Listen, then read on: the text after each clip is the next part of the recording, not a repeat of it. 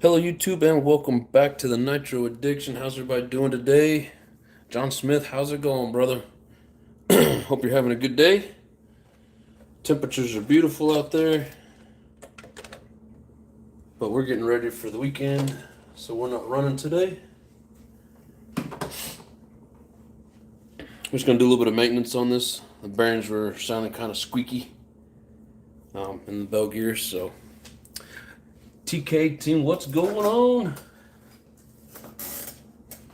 How's all my brothers doing? Fellow Nitro fans. John Paul, what's going on? How you doing, bro? Hell yeah, we got 3 Johns in here. Carlo, what's up, my brother? How you doing? This is the meeting of the Johns.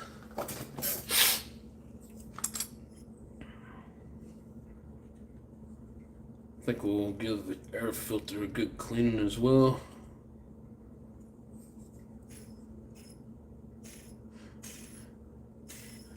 Yeah, so pretty much those bearings are shot.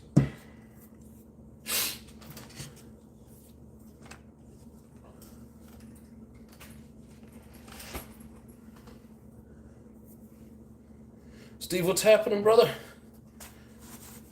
Hell yeah, welcome to the show, everybody. We're almost ready to start.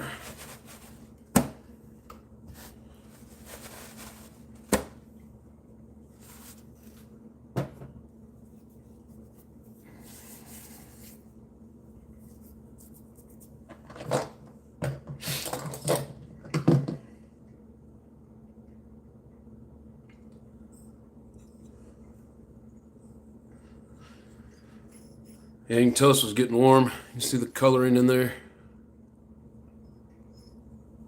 I'm thinking you guys can see that. You should be able to. Like a blue and a purplish tint to it. This thing seems like it likes to chew up the bearings.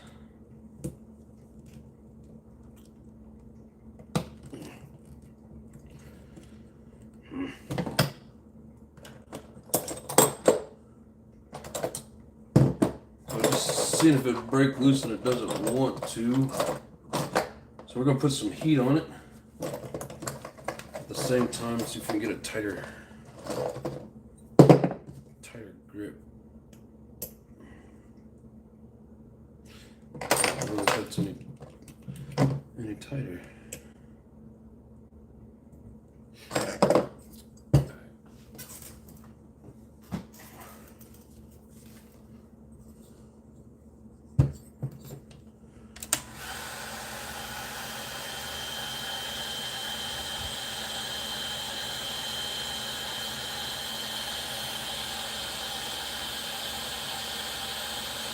Looks like it's truggy time. Oh yeah.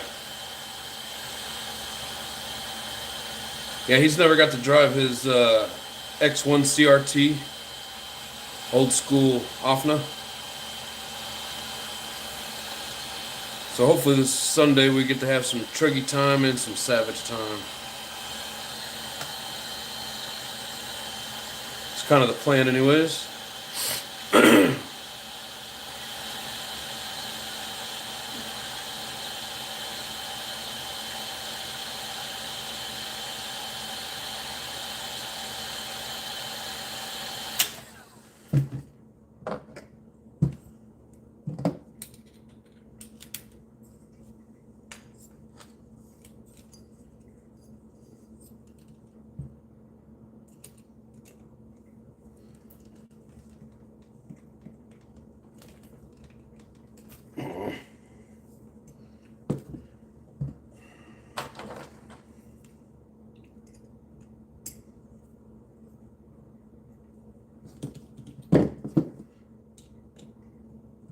So many screws just strip out way too easy.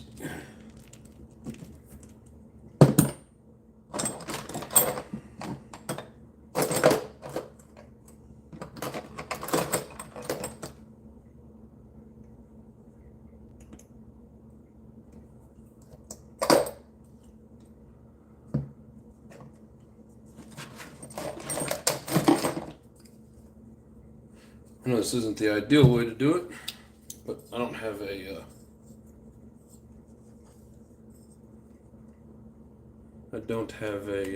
a Dremel.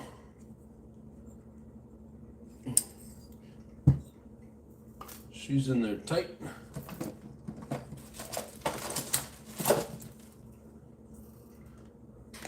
Just gotta find my channel locks.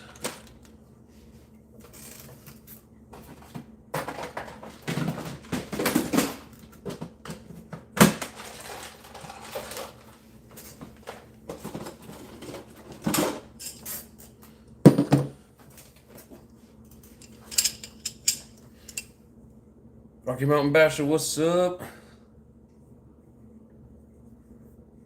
Travis Robinson, how you doing, brother? Trying to get some cap head screw on there, right? Well, I mean, it's, you know, it's got an Allen head in there, so,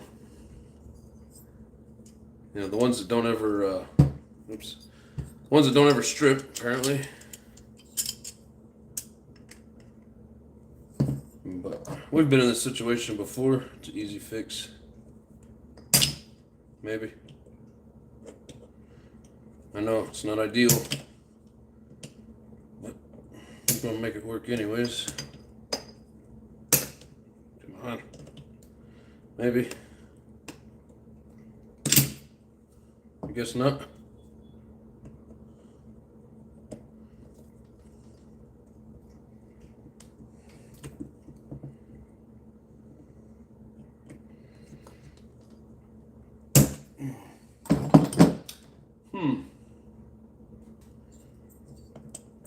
Every once in a while we run into this kind of shit. Use the needle nose. Yeah, I was headed there next. What's up? This is good. I suck at doing clutches. Well, and I'm not planning on doing the clutch. I'm going to look at it, see what kind of shape it's in. Mainly just the bearings in the clutch. So, but yeah, now it's time to pull out all the stops. That's what I used to get mine off. Yep. Corey, what's going on? Hey, look at there. Corey's got a star by his name. How about that? Storm in there? Yeah, that sucks. Those clutch pins suck sometimes. Yes. Alright. It's not supposed to be this much trouble.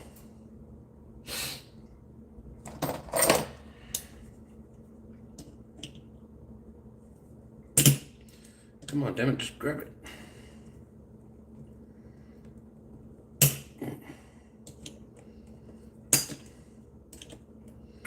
Of course, I don't have a Dremel, so I can't grind out a slot. There's got to be a solution somewhere.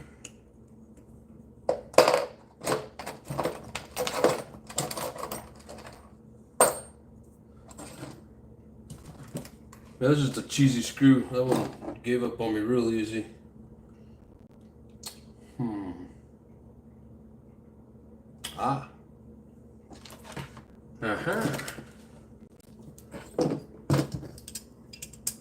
Sometimes we can grab it with the old diagonal cutters. I said sometimes.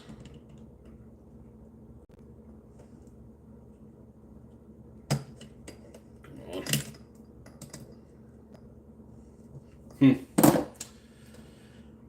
Blah, blah, blah.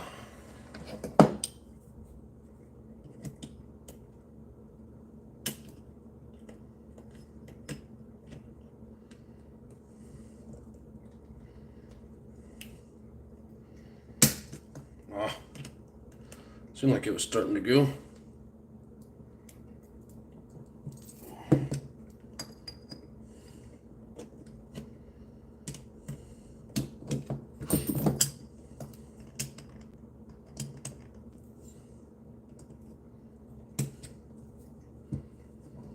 Pretty sure it starts spinning.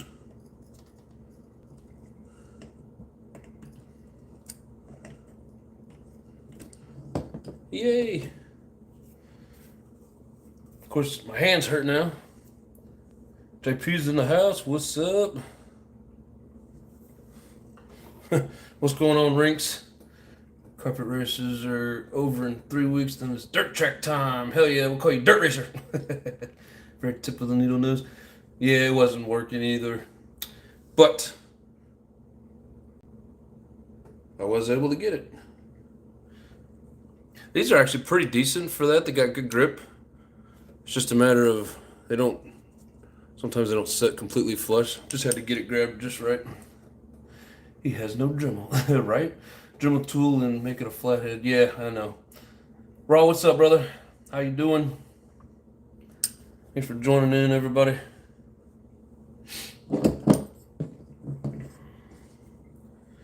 Yeah, this thing's stripped out real easy compared to how well they normally hold up. So now it's loose. My driver will turn it. But I'm surprised that came off as easily as it did. Ooh. I guess we are doing some clutch work. How about that? Wasn't really the plan. Damn. 2 of them things broke. You can see the pin there. And then, of course, that one as well. Bummer. Higher velocity, what's going on, brother? Haha, boogered. I'm glad you find it amazing.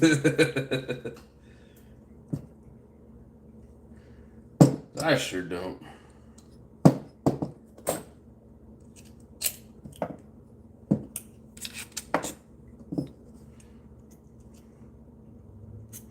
You know, the bearings might be good. Might have just been the clutches or shit.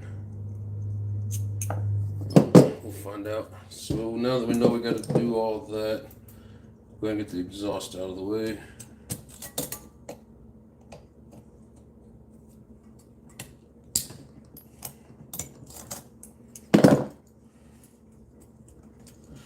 So this is the LRP32 Spec 4X with a JP3.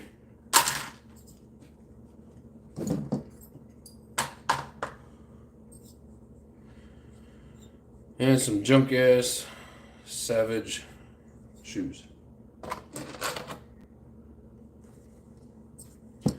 Where is my little flathead?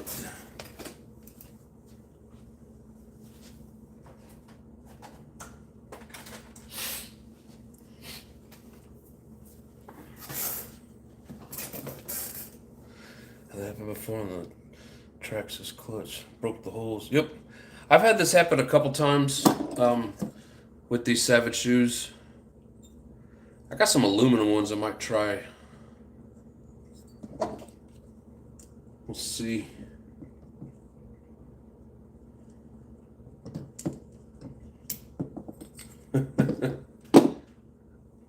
Dang.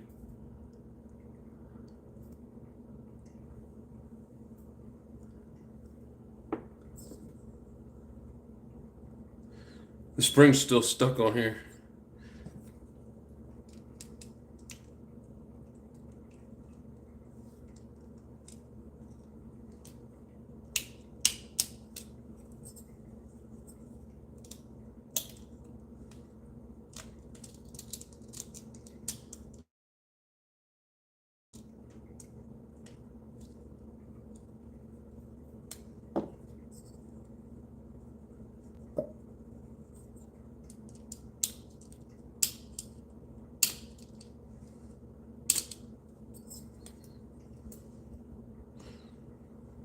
Some of those shoes.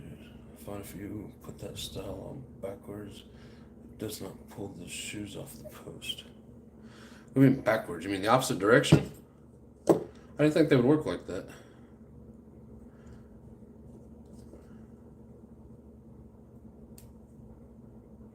Wow, all 3 of them.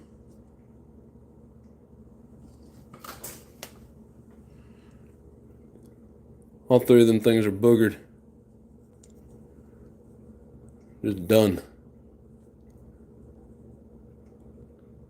That I've never had happen. I've only had like one break. A couple of different times I've had that happen. Never all three, and that's crazy. That engine has too much pop. Right.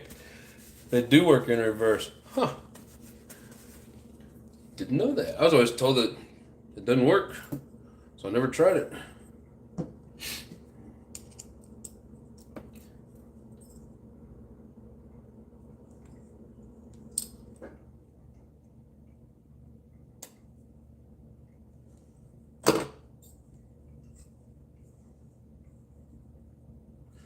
I think all the washers are stuck.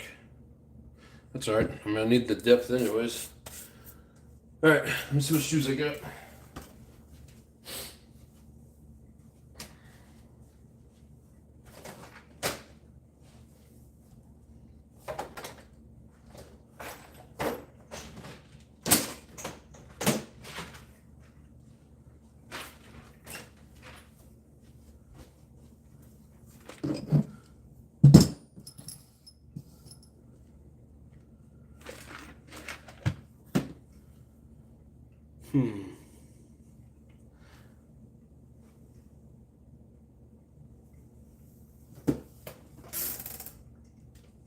Thinking I might actually have.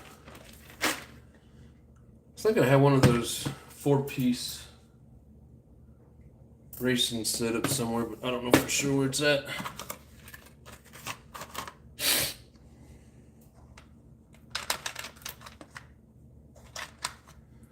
Let's see if I can't get.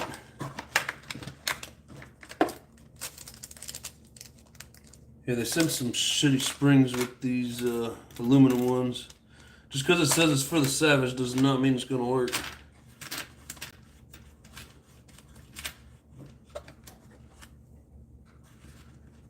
We'll try it. Maybe I just wasn't doing it right.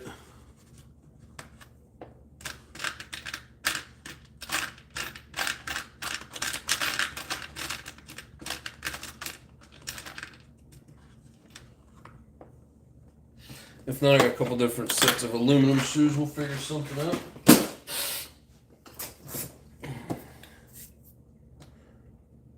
So if I break like that, usually broken piece gets stuck and locks the bell.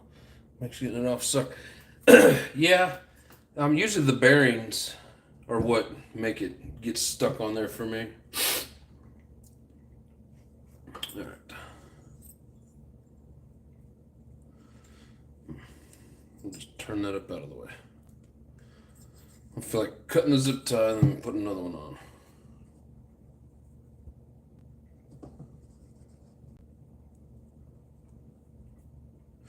Yeah, so the springs that they send with these, damn hair.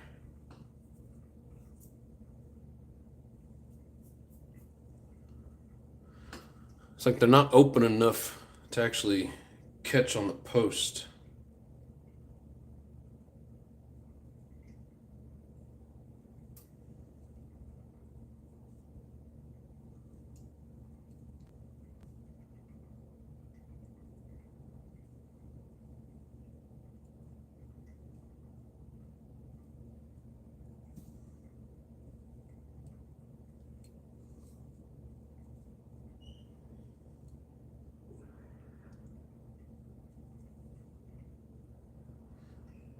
Trying to come up with an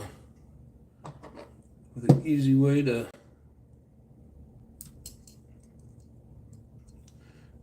washer's got to come off. They're going to get in the way.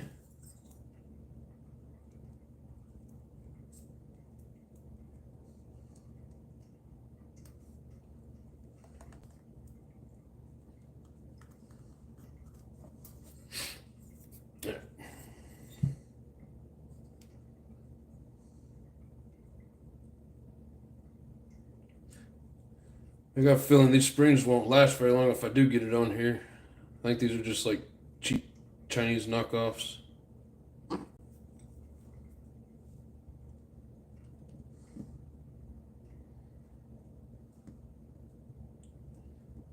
on, where's that?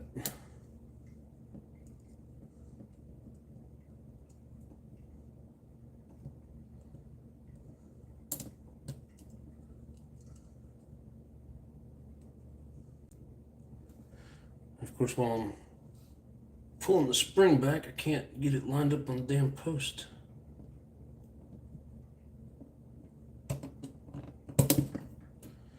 Oh.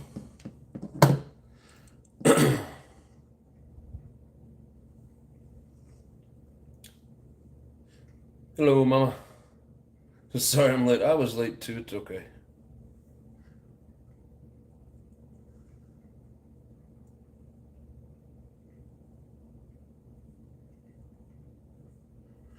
I don't know why I gotta make these things so damn difficult.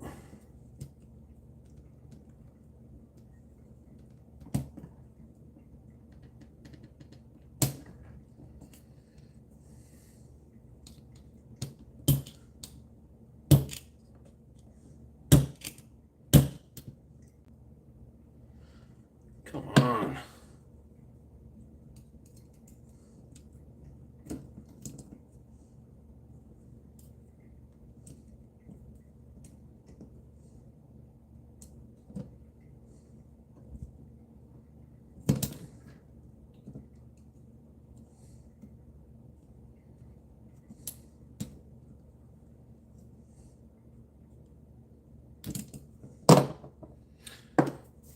Them springs and shoes suck. Wish I had the label, the brand, and the part number so I could tell you guys don't ever buy this trash. I wonder if these springs will work.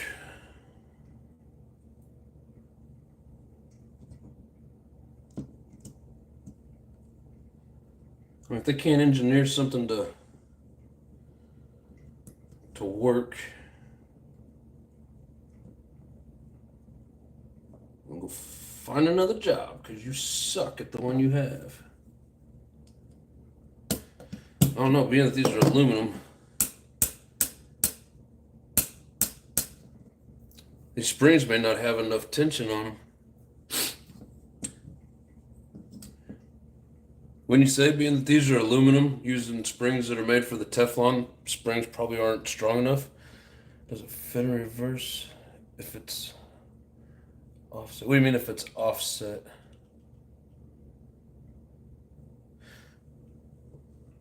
Like this other spring that I'm trying, like it doesn't open up far enough for it to hit the post. And then you gotta like fight with, I don't know, it's just, they're junk.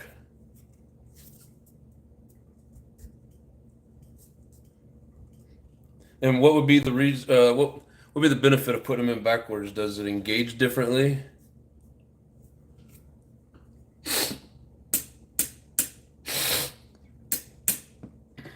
wonder if that's going to be tight enough. I fear that it's not.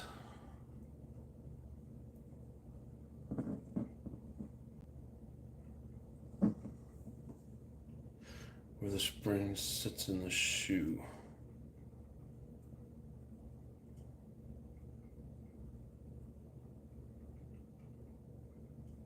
Spring sits on the nut better. You said it in reverse?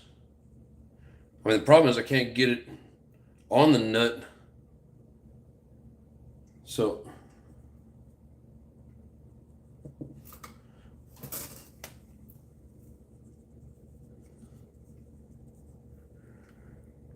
this little turd here with that barely open spring is what comes with the purple ones. When you go to put it on, you can't get that around the crankshaft to, to get it sprung back and hooked into the bolt. It should be shaped more like this.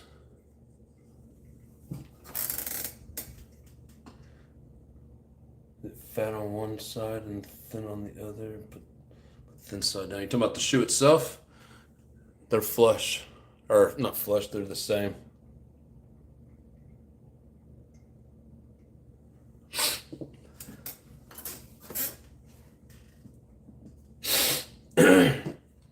I just got a feeling this isn't enough spring for the aluminum though. Aluminum is more weight than Teflon, so it may not be the right tension. But I was able to get it on there.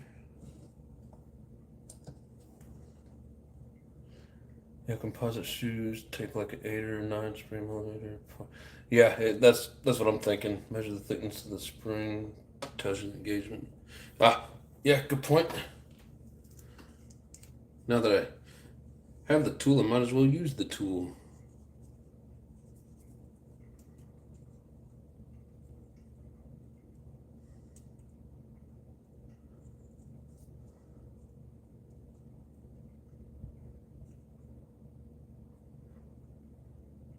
Like 0.5 on the aluminum.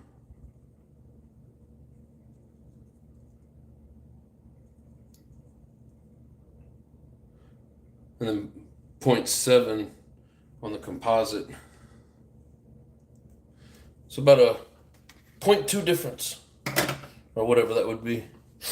Measure the thickness of the spring. Yeah. We'll give it another shot. I got a couple different options, but about these, I would like for them to work. I mean, it said right on the package that they were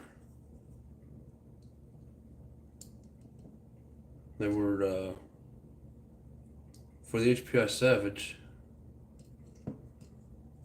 which this is the same flywheel. So regardless if it's on the truck or the truggy.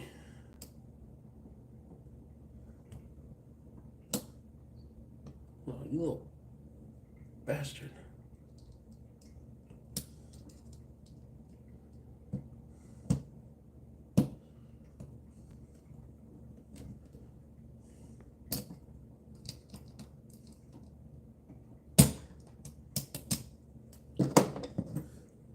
Huh. That's the first time I ever got it.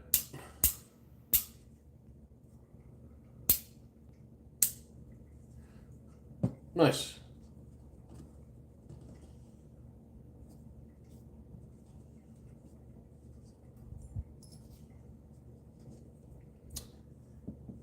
Hell yeah. What's up, Grandma? Those shoes aren't too bad. Yeah, I can never get them on because of how the springs are shaped. So as long as I can get all 3 of them in position, we're gonna find out if they're good anyways. But I'll take your word for it, Jay. Jay, you haven't steered me wrong yet, brother.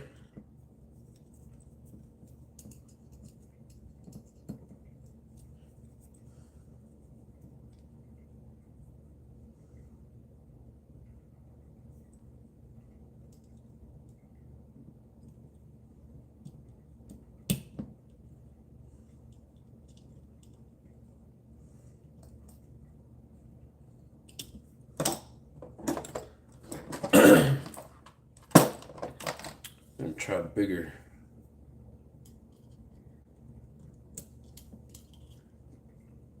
blade of a screwdriver here. Stay in there.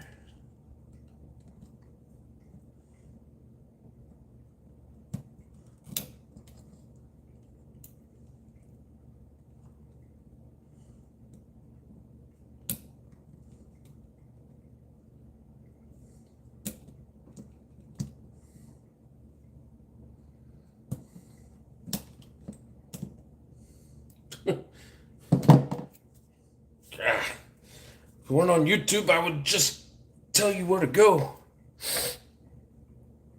What's up, Bob? I'm just good at making junk work. Yeah, but sometimes it pisses me off so much. Steve found it funny. I mean, a lot of them, they're kicked out so much that you can get it started on the shaft like this. I don't know if you guys can see that, but like I can't even get it to to catch on around the shaft. And then when I am able to get it, it just pulls the spring out of the hole, or away from the hole that it's supposed to be in, as I'm trying to put it on the damn stem.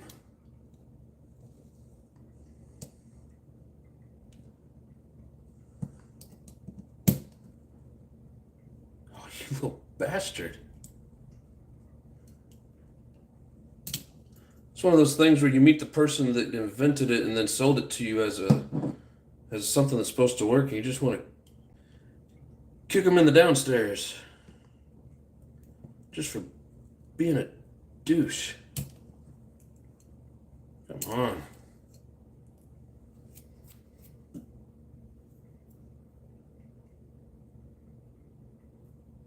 Some real trigger words being used. Whole shaft.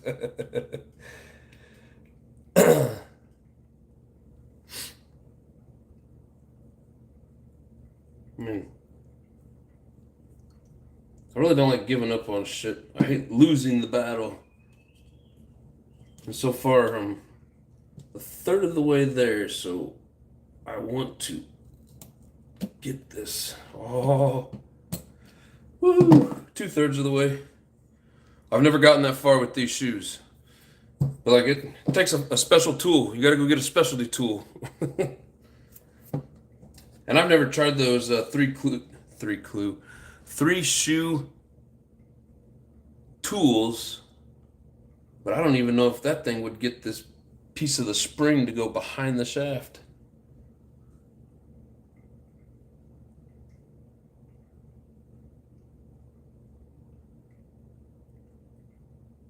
Almost as bad as putting all the start back together.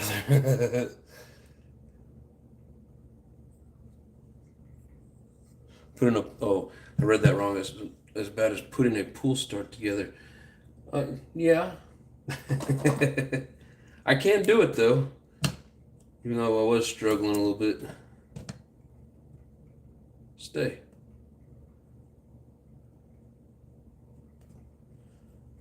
Alright. Sit right there.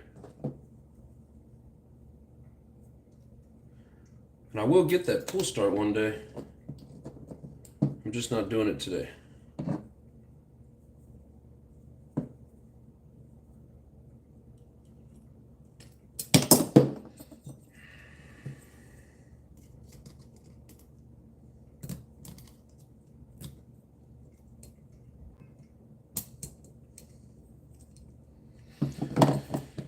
Alright, what am I put in there to hold this open?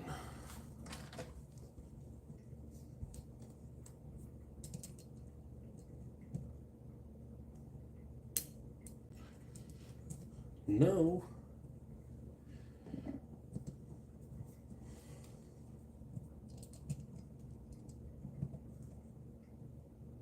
Stay open.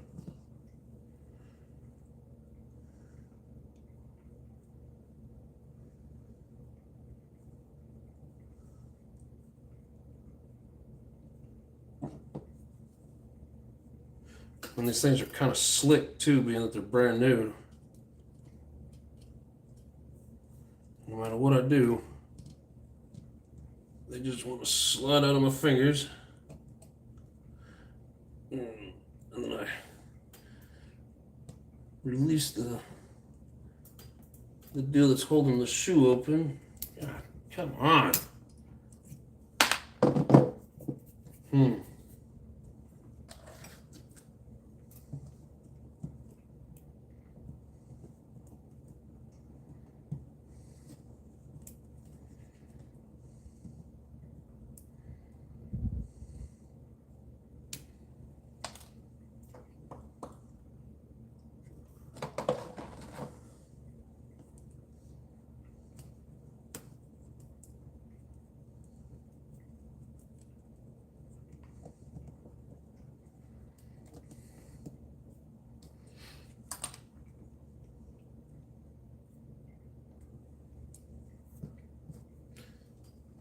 I mean, whatever makes it most, as difficult as possible.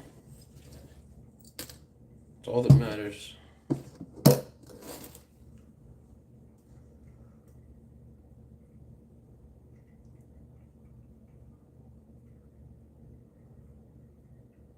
Hybrid, what's up?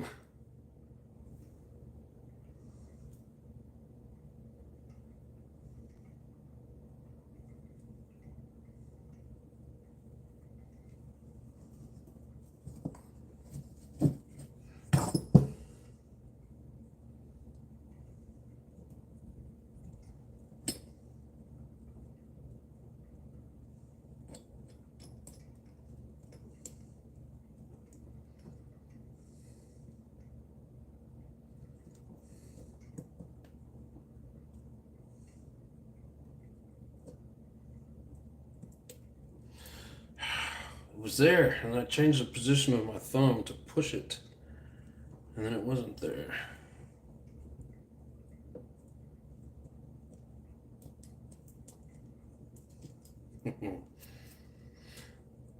This is when you want to start throwing shit. Northeast Bonds, what's up? How's everybody doing tonight?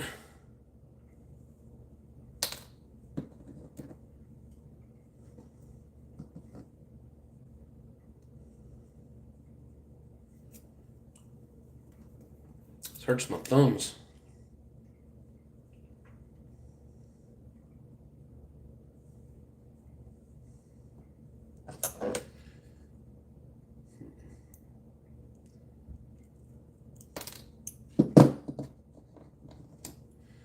I'm just curious.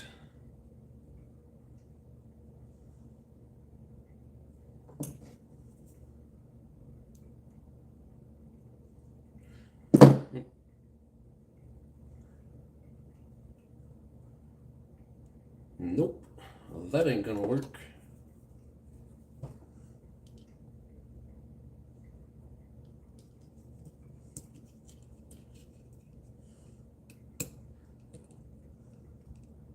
At the same time as all the rest of this shit, I need something that holds the engine absolutely still.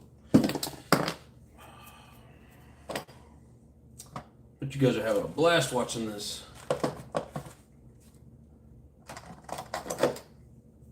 I don't blame you. I probably would be too. Stay.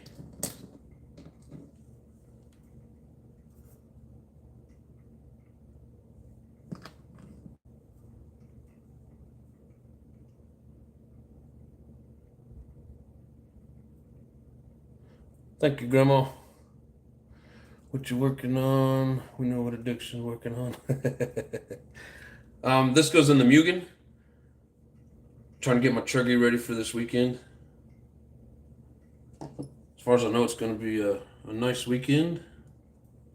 I can't even hang on to my tools. Quit moving.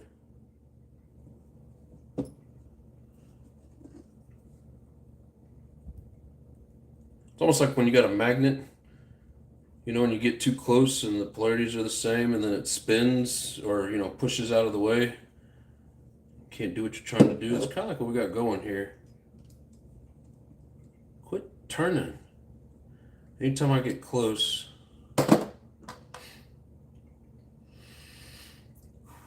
breathe. There it is. Anytime I get close to it,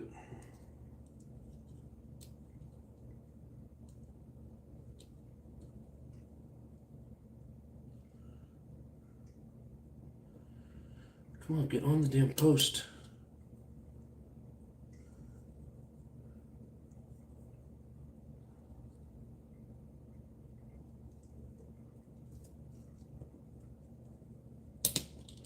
No. I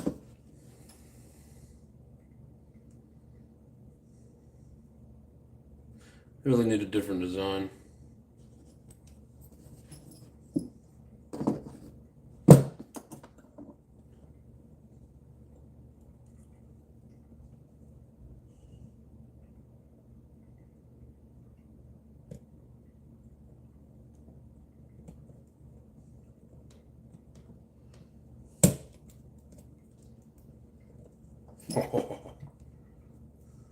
Oh, thought for sure it was over there where it was supposed to be, but no.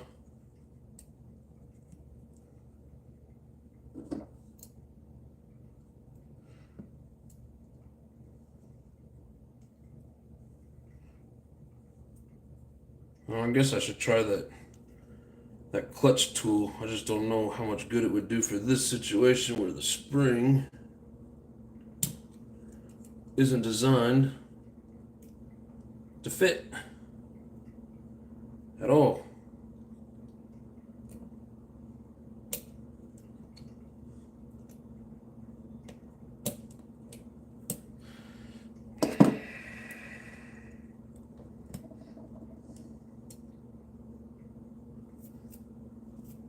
nice shape HPI Nitro RS3. Nice. Richard B, what's up?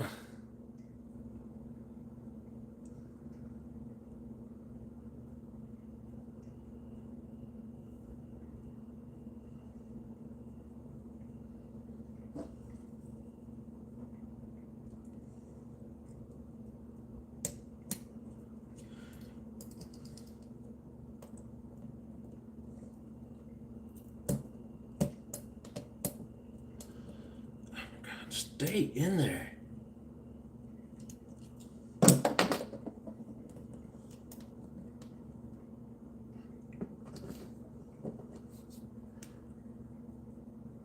Tell you what, if I had a grinder that would just grind this shit into dust, I would have put it in there.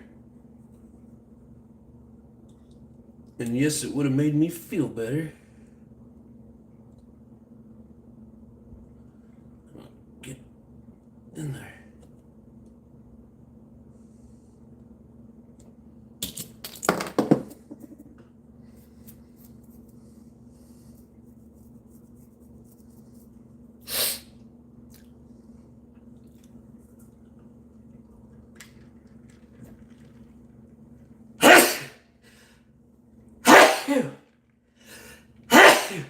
Shit, sorry. Excuse me.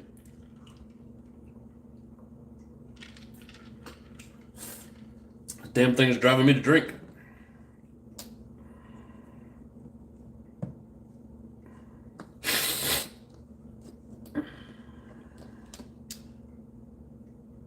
The sad thing is I got 2 sets of these stupid shoes and I'll probably never buy another set.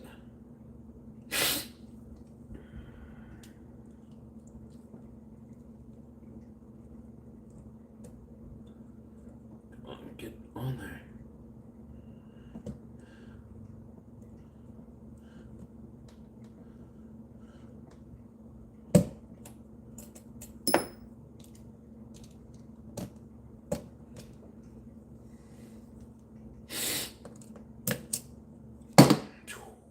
Sweet.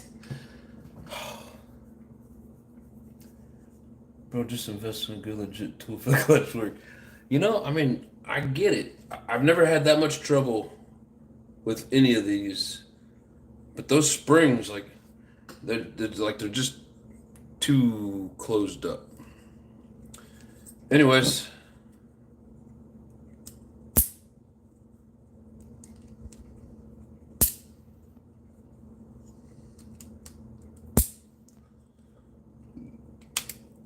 everything's pushed down into position. There we go. Beautimous.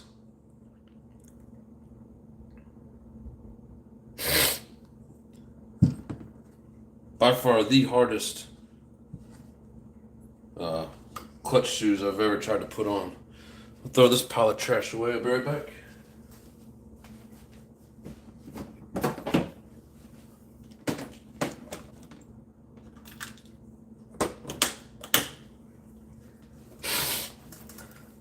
I don't know if that tool would work on those.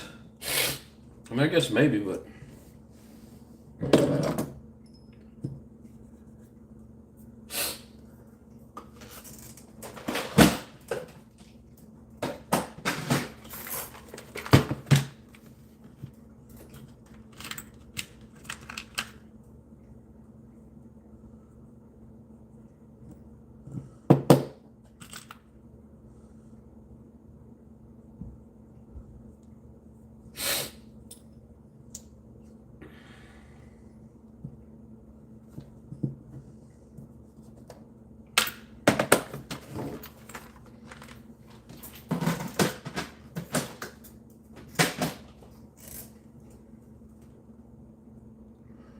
you can do it like that, but it's so much easier with the proper equipment.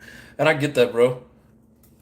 Like I said, man, most of those springs, you can set it on there and get everything lined up and slid down in position.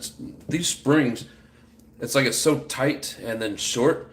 I don't know if the tool would actually get it behind the shaft, because you got to get that piece behind the shaft so that it creates the spring. I don't know that the tool will do that with these.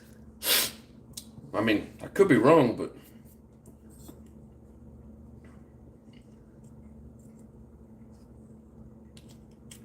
I don't know. Maybe it would work. I guess we'll find out one day, because at some point I do need to get one.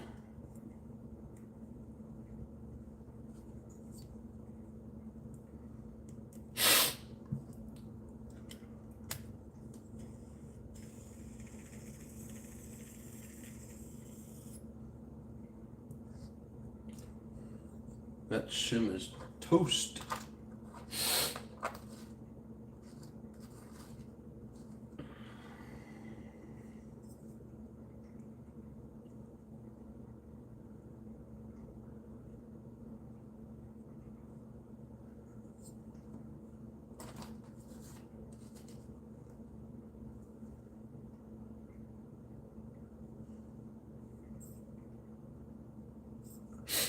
Still getting another shim on that.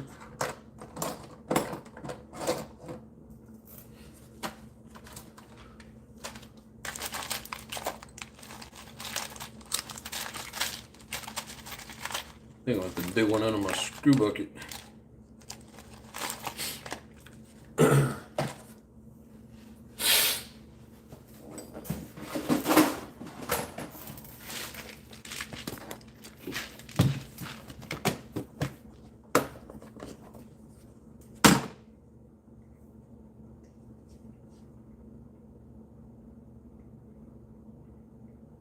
Clean the inside of the clutch belt with sandpaper. And that's on my list of shit to get. I don't have any sandpaper.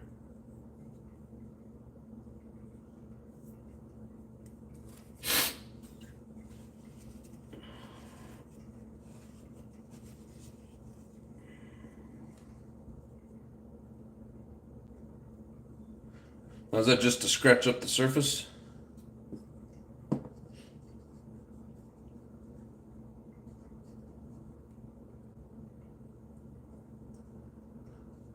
So the shoes have something to grip.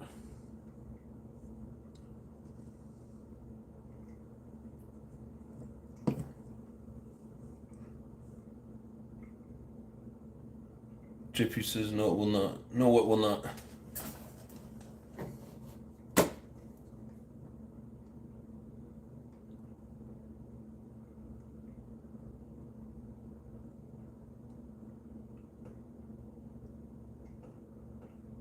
He says, I'm getting a clutch tool if that's going to help. I mean, they can, and then I've seen where people struggle with them, and it's easier just to do it without. Build my clutches the pro way without a clutch tool. It's easy. Practice makes perfect. If it won't work, then it won't, and I'll send it back. I've sure seen in person guys put those shoes on in less than a minute. Yeah.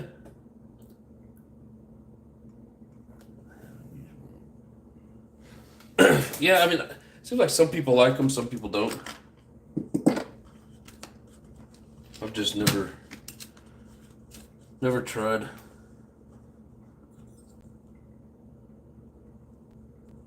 always too busy spending my money on RC stuff instead of the tools.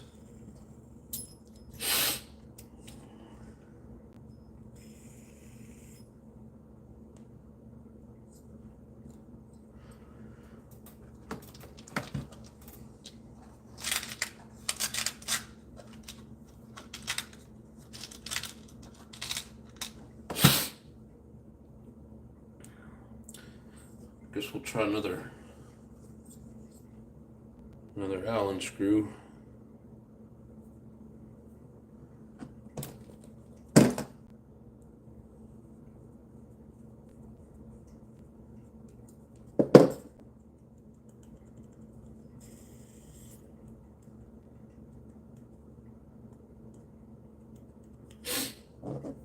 think it needs one more shim.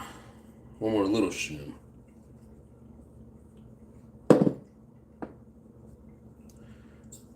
Maybe.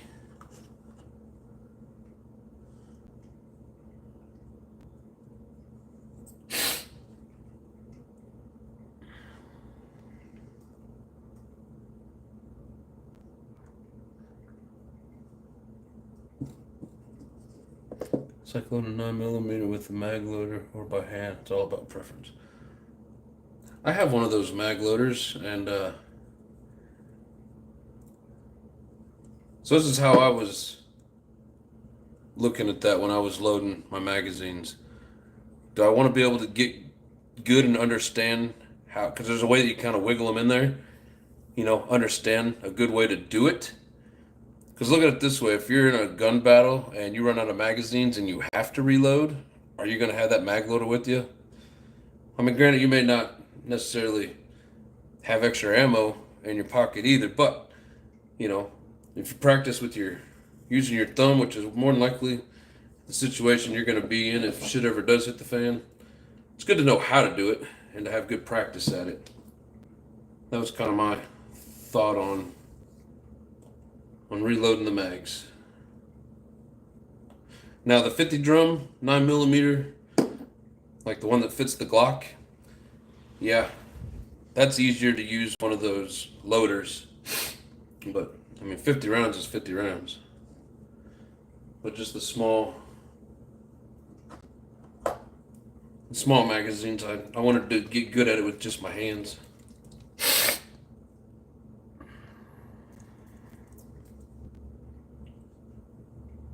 Tool cost less than a set of clutch shoes.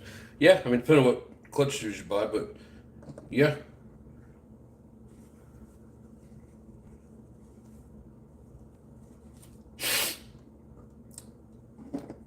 Again, some people prefer, some people don't.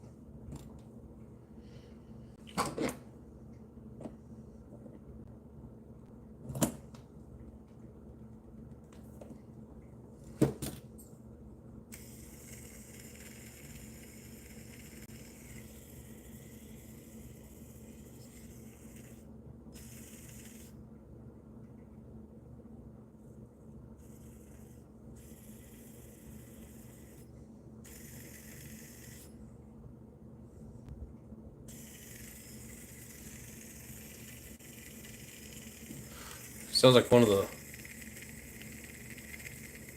the balls is dragging. It's just that it's smooth. Yeah, but it's making a sound. Got 19 bullets to hit the culprit. If I get with it, it's just my time. I get it, brother. I mean, you never know. There may be more than one. It may be something that goes on for a while.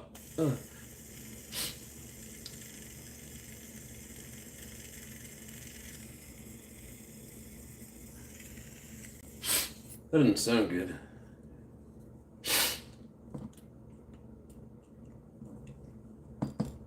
One of those bearings has a... Seems like one of the balls is catching or has like a flat spot instead of rolling properly.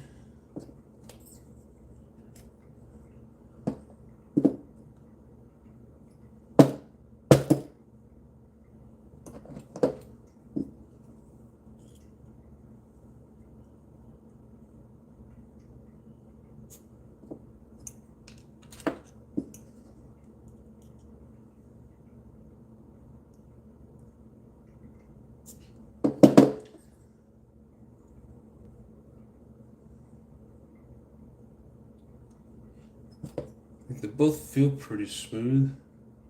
Almost wonder if one of those springs is dragging on there.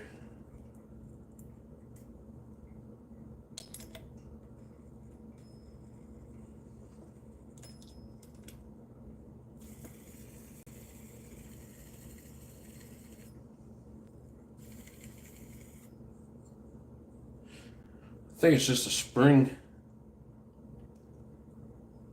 This is a hardened steel bell gear by Robinson Racing. Or sorry, no. This isn't Robinson Racing. I think this is Techno. No, I lied. This is the Mugen. I actually bought this for the Mugen.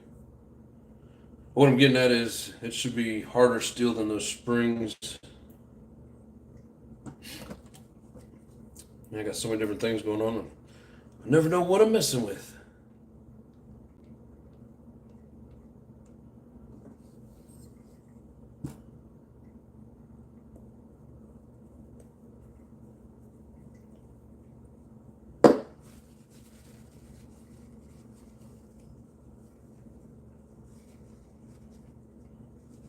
What's going on, Hugh?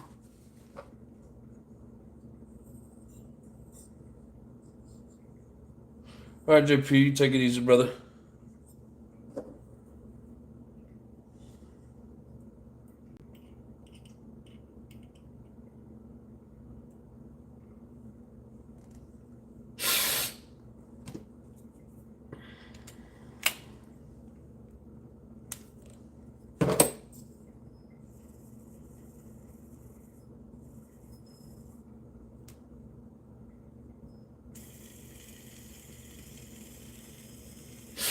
Anyways, we're gonna go with that.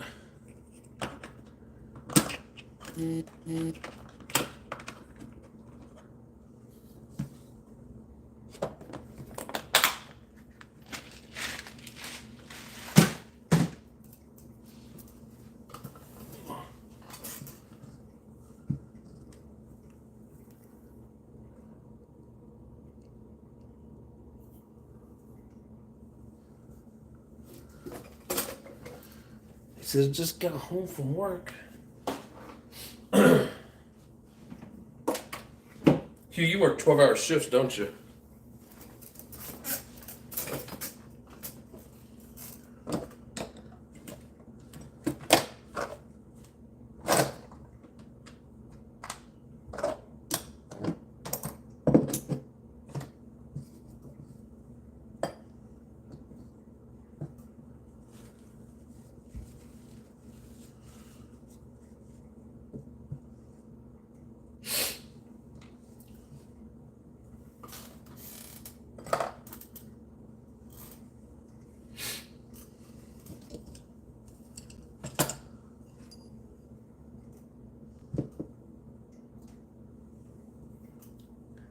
Seven to seven. Ouch. I hate 12s. Sometimes we gotta do them, but most of the time we don't.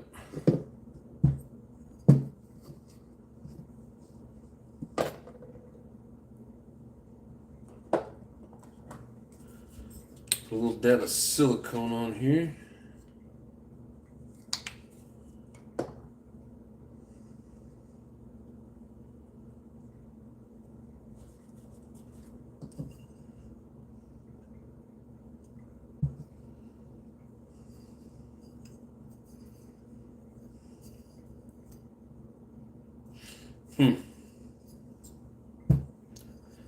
Actually, pretty sure I got a gasket for this.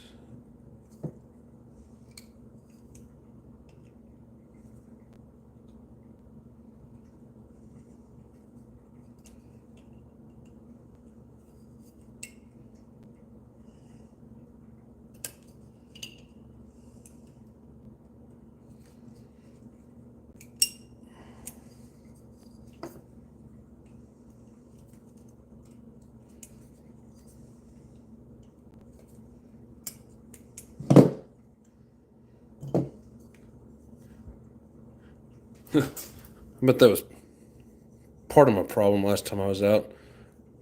Tune was kind of bouncing around. That gasket's shot. That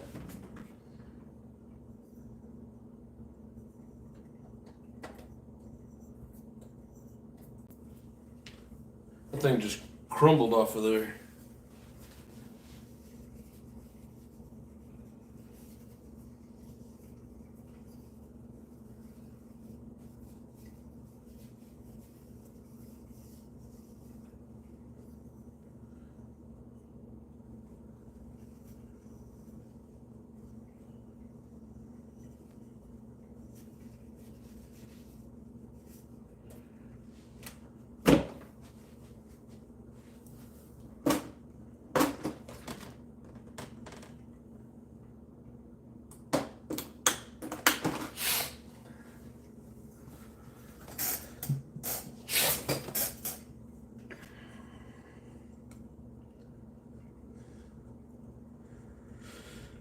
Yeah, that tune was bouncing around a little bit last time we had it out.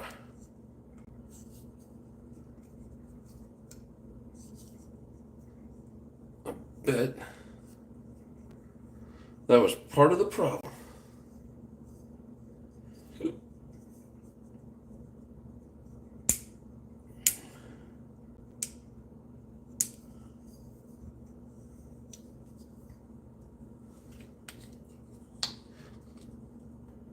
It works out to 42 hours a week. Oh, hell yeah. Travis Robinson says, got a question. What's up, brother? Why the schedule is two on, two off, three on, two off, two on, three off. Wow. That would just confuse me.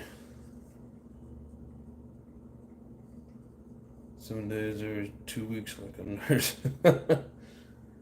That's crazy.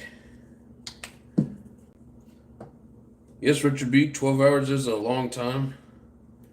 So for us in the construction world, we run into it sometimes, but we don't do it very often. The type of shit that Hugh does, it's like it's a schedule. I hate those kind of jobs. Ugh.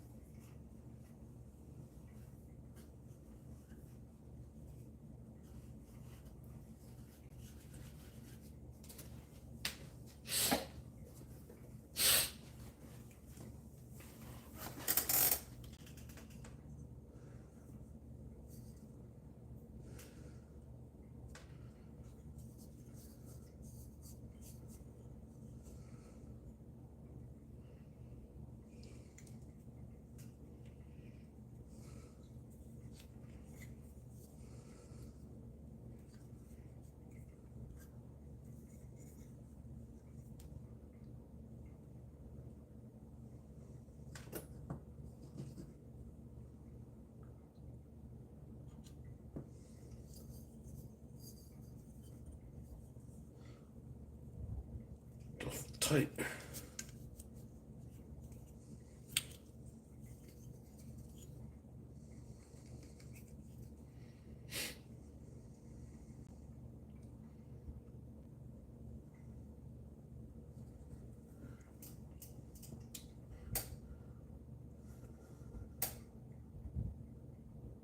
My springs stick in my gasket when I pull them back off my muffler around the engine. Will that harm it? The outer rim of the gasket, not the main part.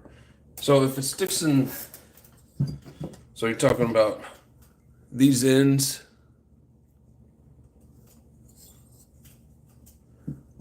sticking in this outer ring, correct?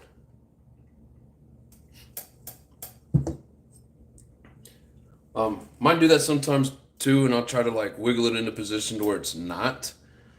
Sometimes it works, sometimes it don't.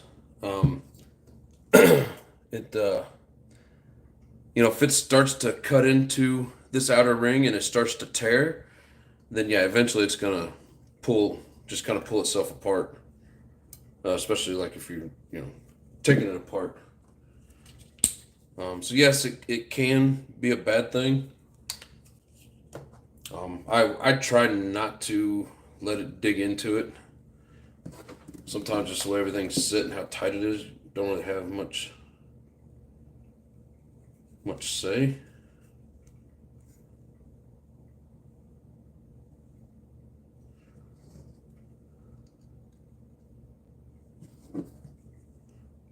I think that's what you were trying to ask, right?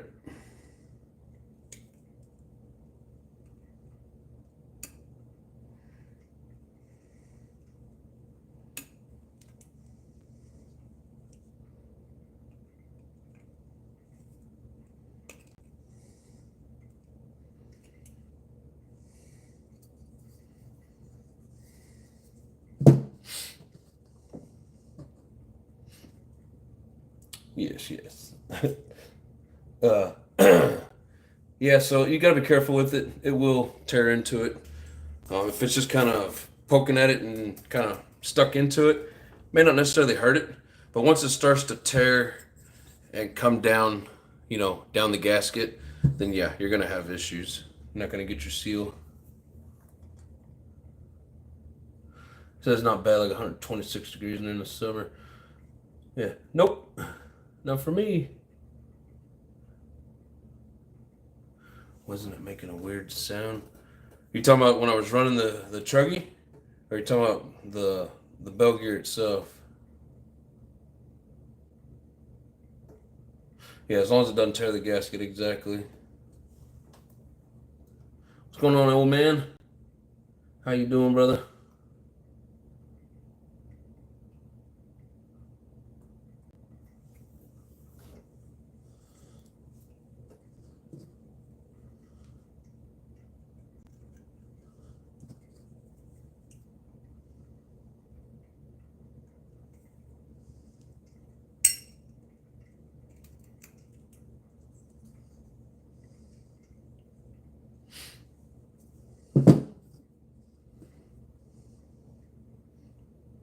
That's awesome, old man.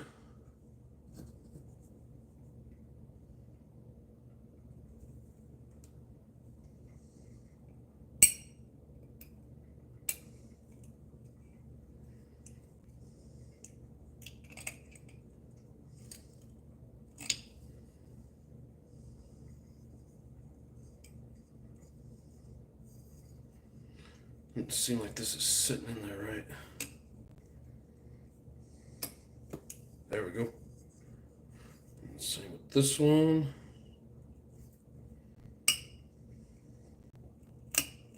There we go. There, now I have a better seal. So we can take that out of the equation for any issues tuning wise.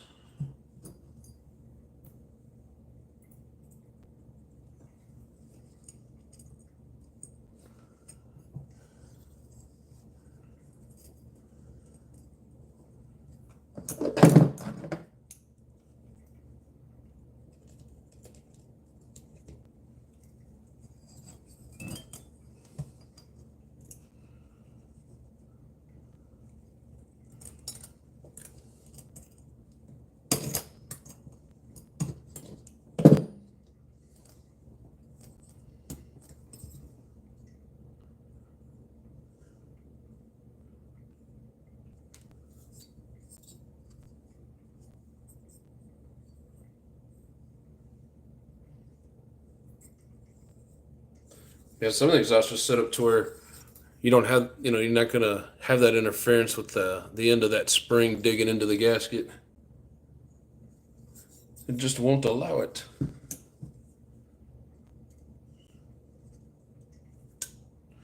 There we go.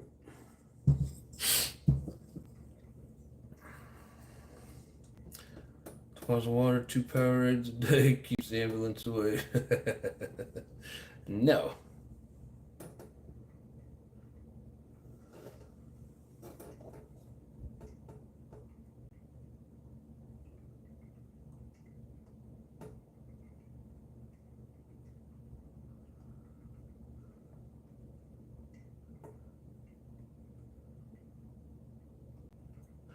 Northeast Mods, what you said, wasn't it making a weird sound? Which get a lot of weird sounds out of this stuff. Which ones exactly were you talking about?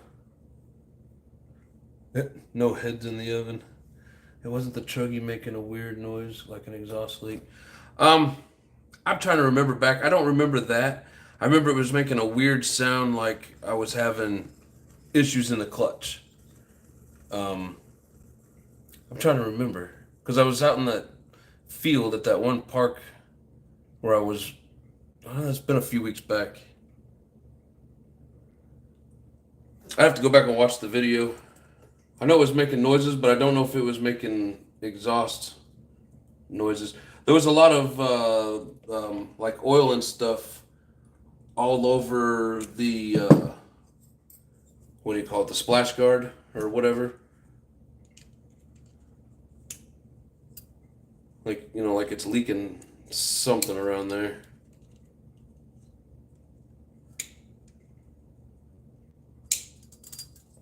Either way, most importantly, this is going to help out with the tune for sure.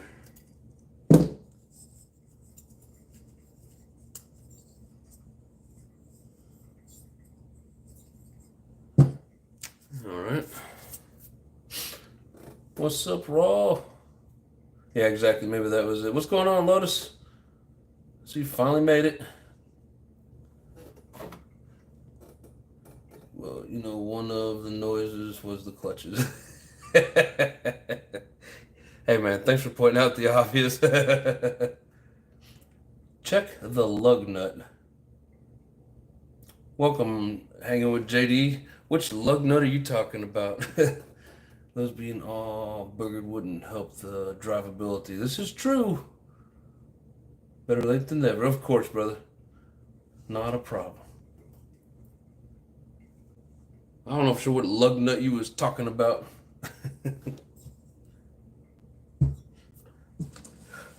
Oh, shit. The loose nut behind the radio.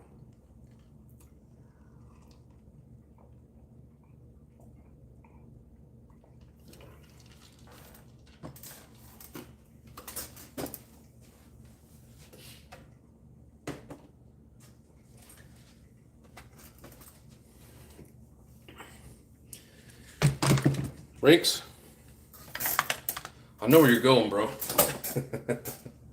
It's not funny. No, it is funny. We're all a little loose nuts, huh?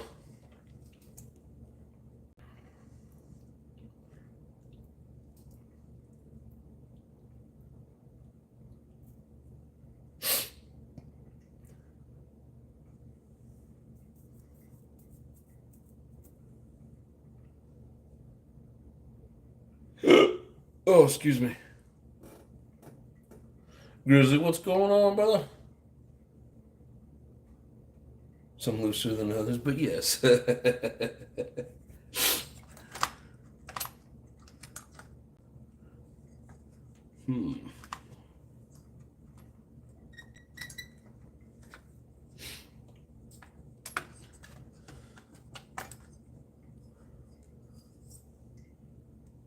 Take care of this grub screw real quick.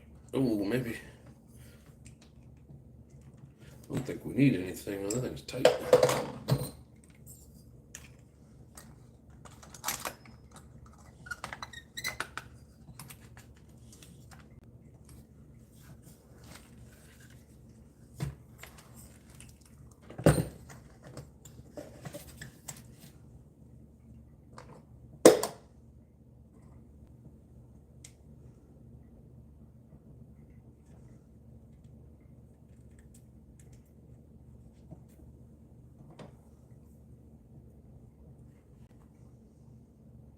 There's a part in the movie saving Silverman Jack Black is trying to fix his recliner chair and says, "Fixed it."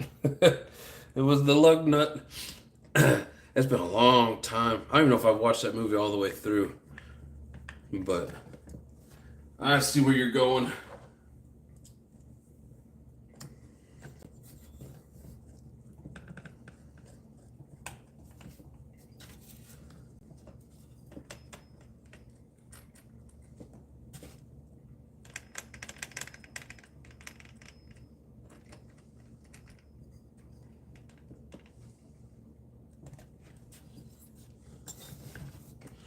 Come on, just get over there and stay over there.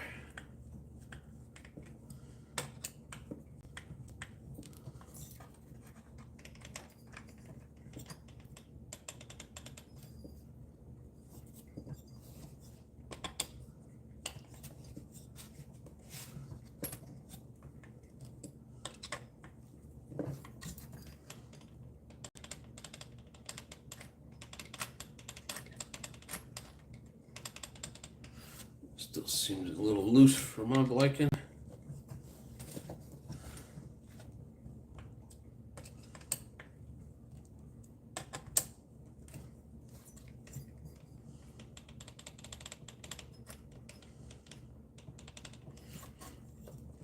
I guess it'll do.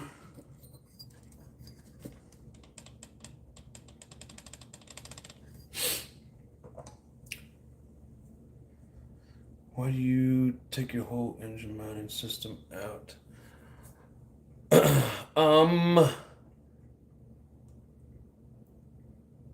So I don't like trying to take it out here because it's always at an angle with the driver, and it strips out the screws really easy, or you gotta get a ball in, which still strips out the screws real easy. And if you're pressing real hard up against the block, I've actually like rubbed this, made it just look shitty. And I don't like taking the head off. I'd rather mess with the mesh than mess with the engine seal. That's just me. Don't know if it's right or wrong. Or just move from the mounts where you can just drop it right back in. Yeah, I see people do that. But I've never done it that way. Not saying my way is better. Don't know. Just the way I do it.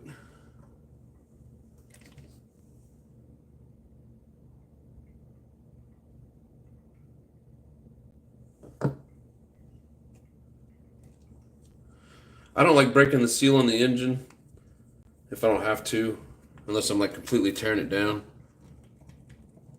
And also, like I said, I don't like stripping out those screws. You know, because if you don't take the head off, more than likely you're going in at an angle.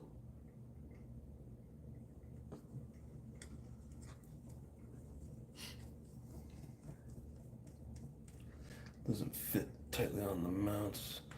There's play. You should always reset your mesh.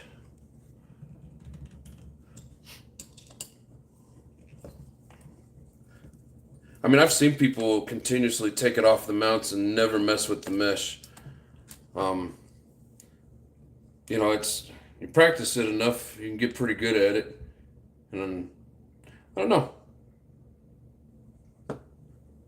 That's just the way that I do it. Everybody has their own preference on it.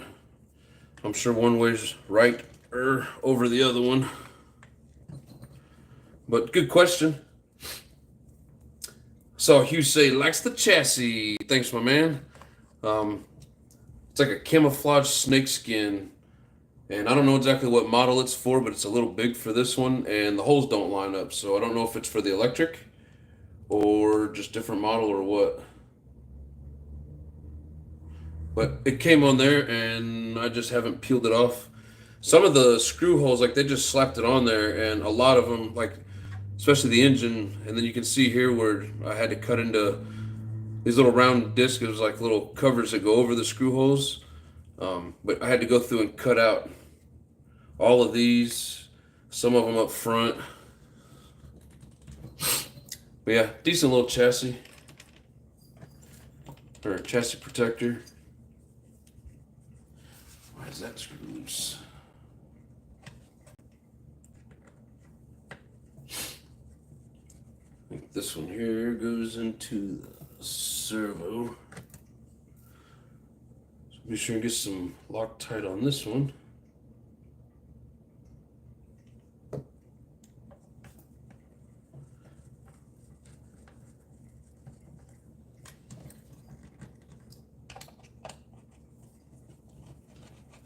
Might as well check this one, and it was a little loose, so good thing we did check it. We don't need these falling out while we're running.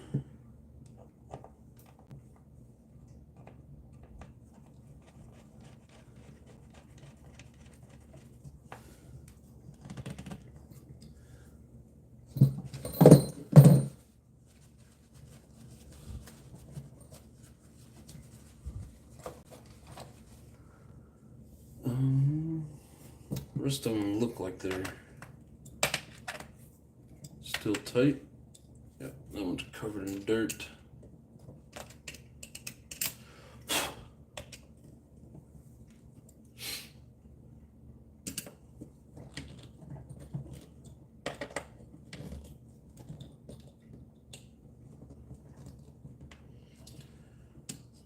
Yeah, hopefully Sunday we have a good run.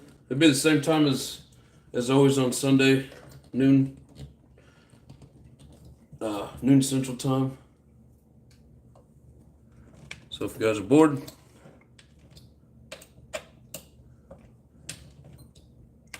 we'll have the X1 CRT out. We're gonna have this out.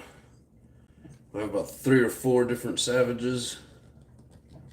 May not have time to run everything, but they're gonna be there.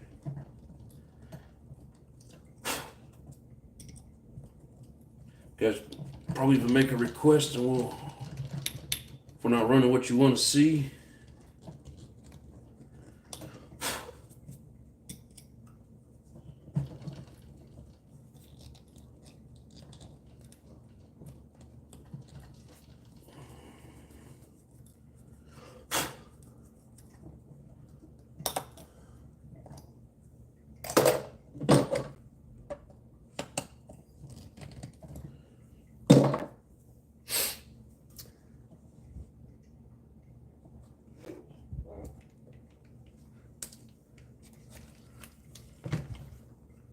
Ross says I'm the same. Which way? The way I do it or the way Travis is saying?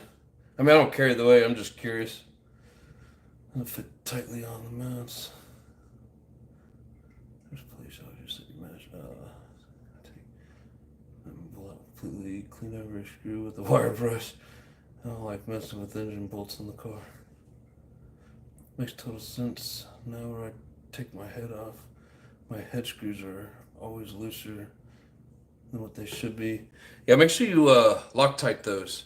I know some people say not to, but I mean, you know, it's a big thick screw with a 2.5 millimeter driver. These don't strip out very easily. As long as you get it all the way down in there, always Loctite those. I do anyways.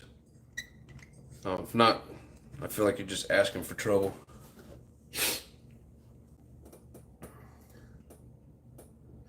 Now one of my mounting screws are jacked, so I had to order new ones. You talking about the ones that go down here in the side? Hello, Jason. How's it going?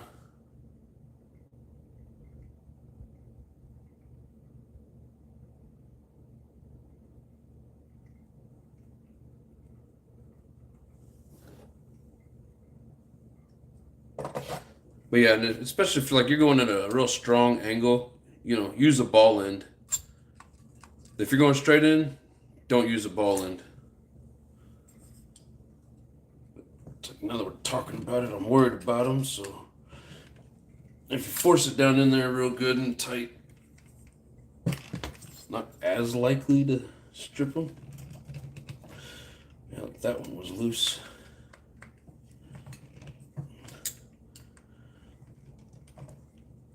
And because I could turn that,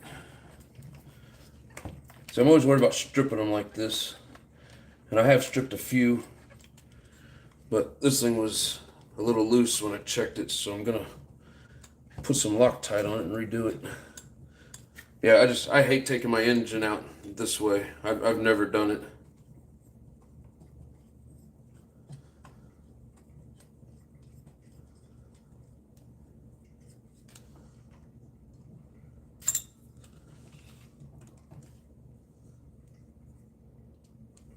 And then when you restart it and everything's in the way, you gotta like make sure you restart it at an angle. Or, I'm sorry, the screw's straight in and like your driver has to be at an angle. And I'll get it in the hole and make sure it's in there nice and straight. I mean, this can be done. I just don't do it very often.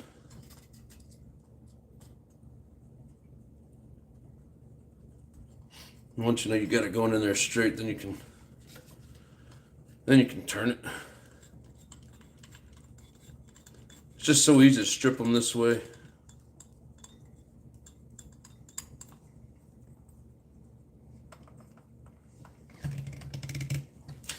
Just make sure you put a lot of pressure on it.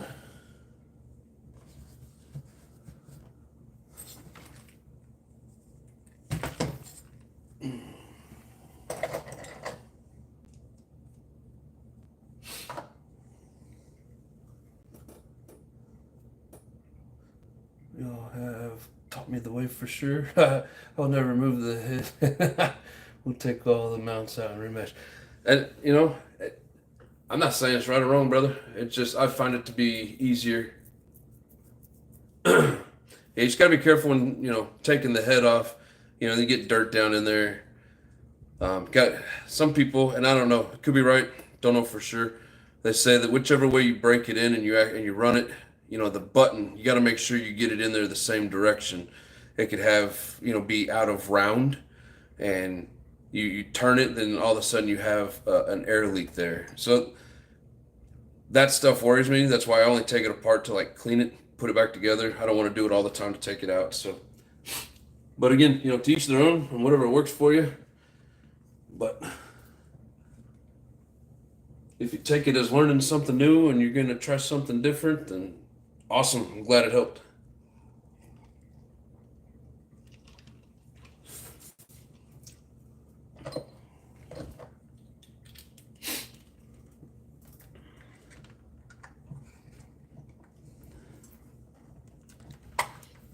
Now this screws off tight in here.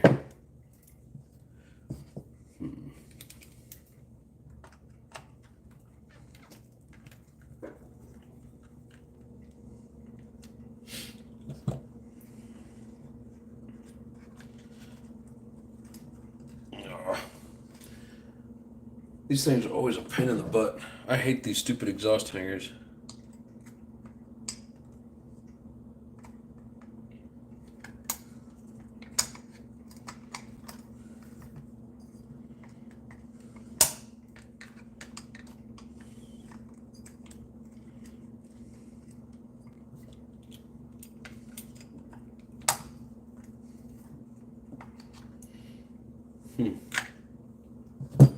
Splash guards are so high up there in the front.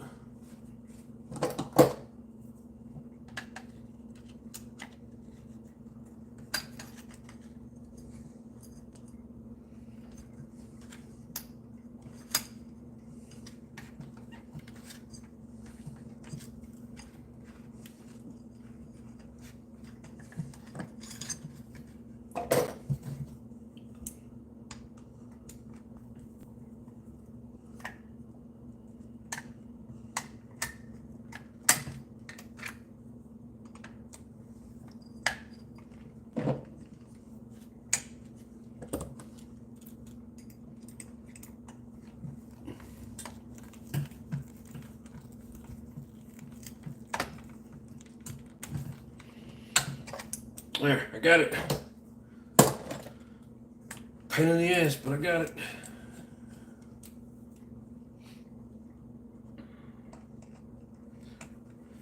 I got a feeling if I don't Loctite this screw, since it's kind of loose, that it's just going to come out. Thank you. Appreciate the help. Trust your word. Hey, man, that's awesome, bro. Thank you for the kind words, and we're all here to help. I just kind of do things my own way for the most part, so. But yeah, if it works for you, it's freaking awesome.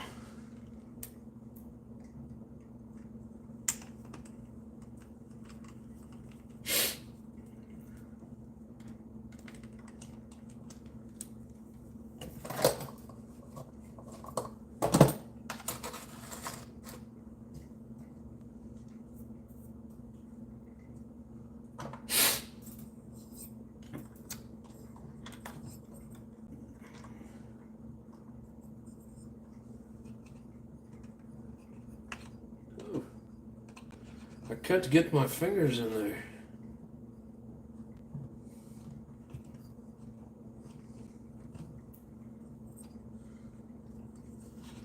Man, that seems awful loose.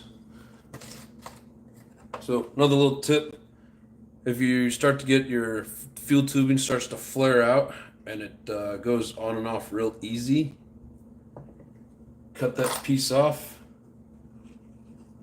and then do it again.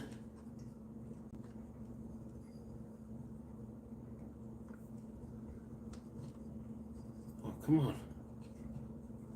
Stupid shroud's in the way. This thing's in the way. Probably does absolutely no good. Even on your exhaust, like that was a good tight fit.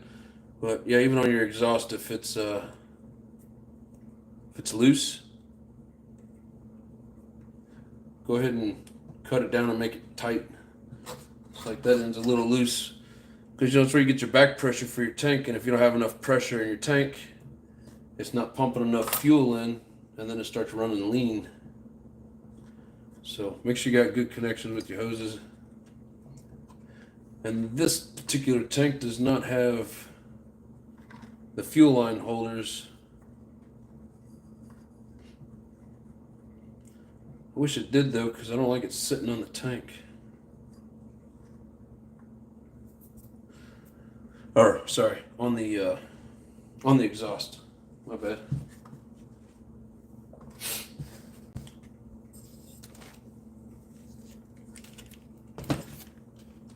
Yeah, I think this thing's gonna run good now.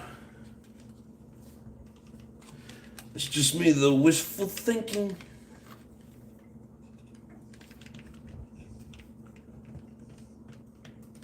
Z, what's going on? How you doing on this fine evening?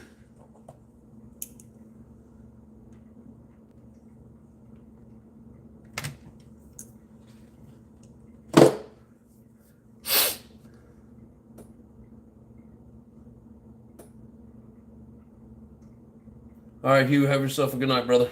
Appreciate you. All right, so now I need to wash this filter. We're not gonna wait for it to dry. I have backups for a reason. But I do need to go wash it and my hands so I can put the clean one in.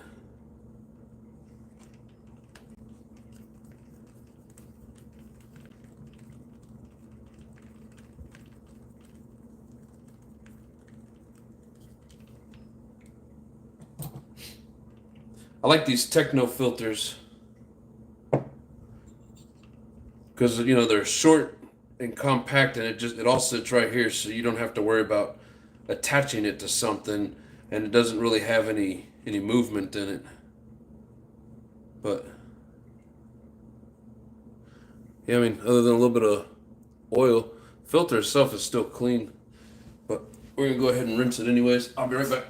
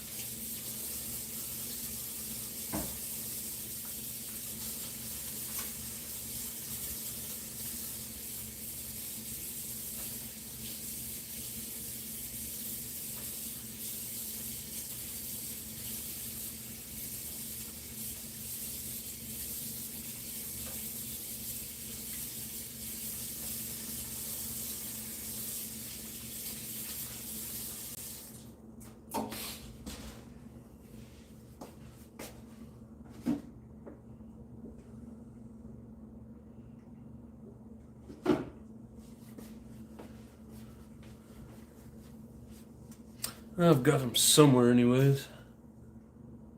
Let's see, thanks for a shout out. Oh.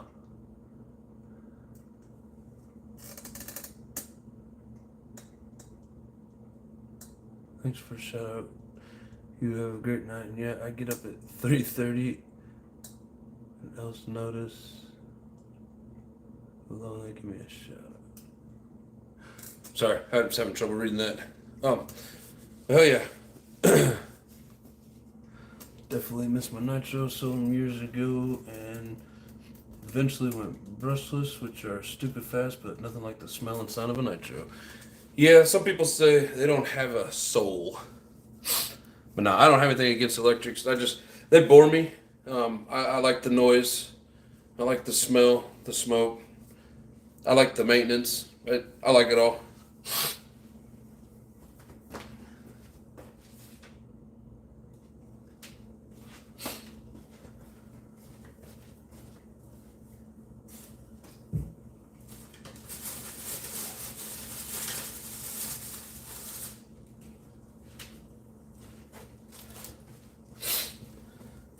See, I got backups.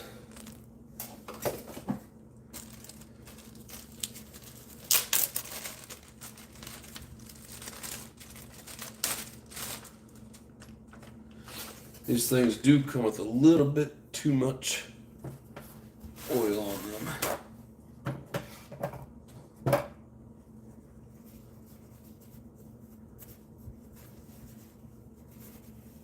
High volume, what's going on? I almost didn't say hi because Higher Velocity was in here earlier, and I didn't recognize the difference in the name. So what is going on, brother?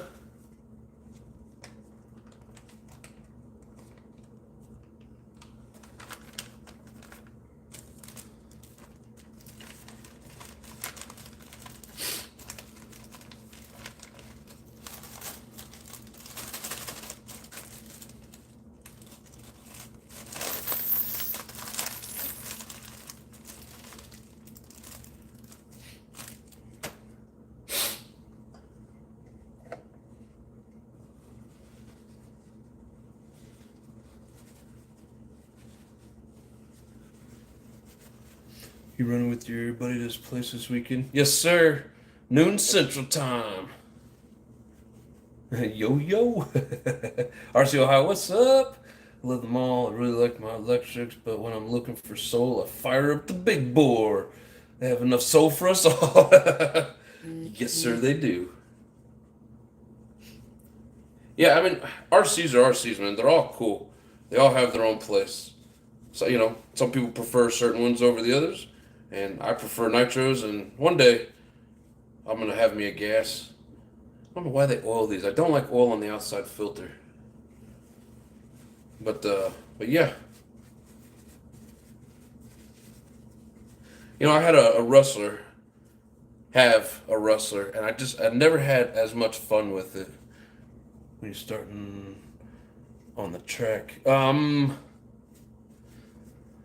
I don't know. This week it was closed down, other than not closed down, but it was for practice because they got a big event coming up this weekend. I think it's like the last leg of the Techno series that they run. Savage John Receiver's a beauty. Oh, yes, sir. Yeah, it was hard to get rid of that one, but the return's going to be sweet, so. And nobody knows about the return, so I know you do, brother. Just keep it in the bag.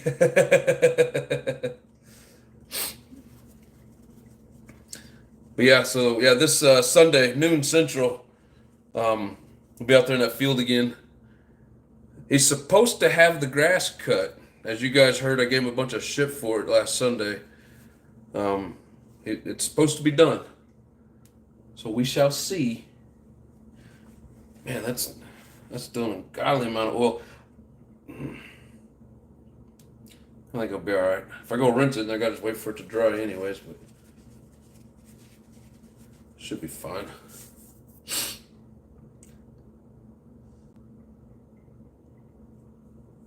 almost kind of sticky though. Yeah, I'm afraid it's gonna get all plugged up as sticky as it is. I'm gonna go clean this and then I'll just let them dry enough to put it on later. But the return will be great indeed. Yes, sir. Can't wait to show everybody, but the times are coming. But now I hope he enjoys that Savage. It's got a lot of cool shit in it. The body turned out really well, so I think he'll enjoy it.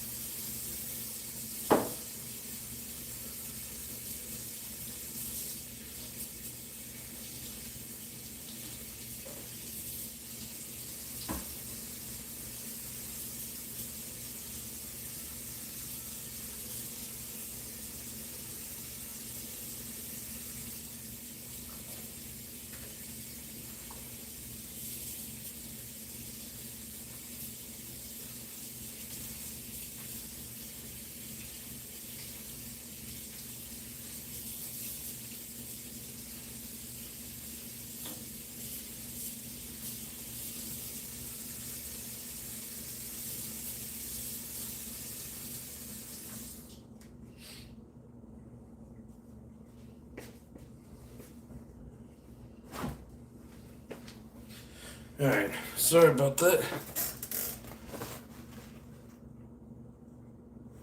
There's way too much oil on these.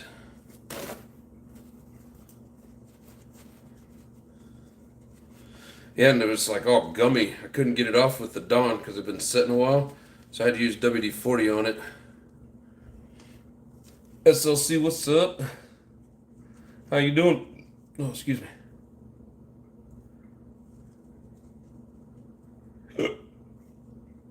Good night, Grandma. Have a good one. Appreciate you. Exactly. Do what Grandma says. Hit that like button.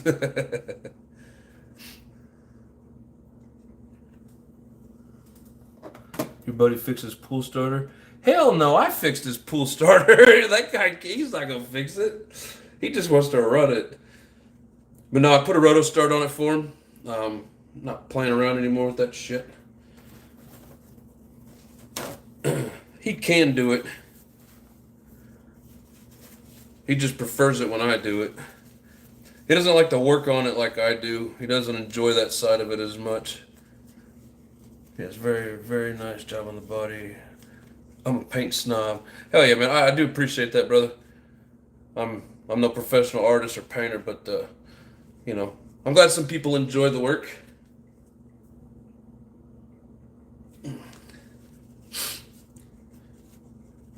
But yeah, we put a roto start on that, so we shouldn't have any issues starting it. It ran great once we had it started. I was afraid to do too much turning of the screws and killing it, so just got it to where it would run, and then you know, we took off with it. But I'll be able to do some tuning on it this weekend. And he's still kind of a noob. I mean, he's messed around with them for years like I have, but he's just never gotten into it as deep as me. And I mean, even he'll tell you he struggles with the tune. But we're gonna learn him. He said your buddy fixes pool start. Hell no. That's a funny question though.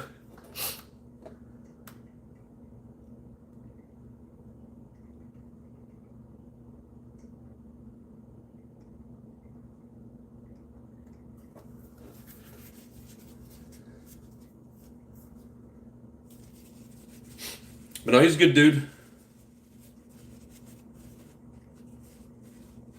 I think he has just as much fun watching me work on it as I actually have working on it, so.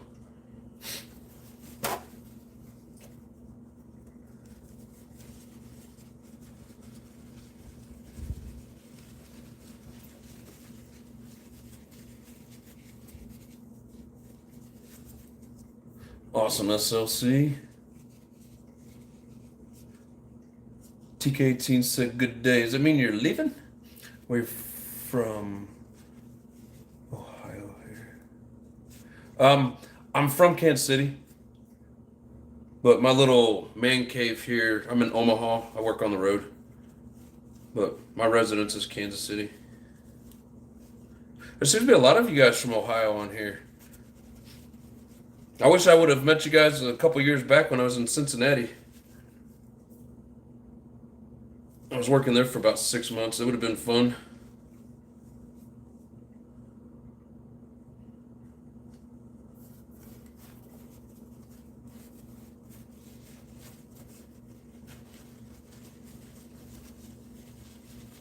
Good day at the track. Ohio also. Man, a lot of Ohioans. If I didn't say it right, don't persecute me. But yeah, a lot of people here from Ohio. Freaking awesome.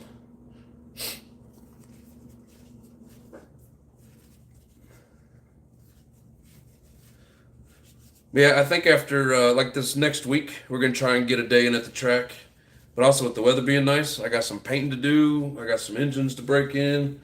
So we got some shit coming up for sure. Pizza Nitro, what's up? Supper buddies.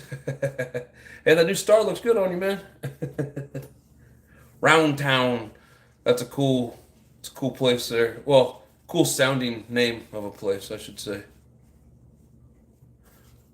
Would have loved to meet up. However, I'm way outside of Cincinnati. Hey, it'd have been closer in Kansas City. Kansas City, like 9 hours from Cincinnati.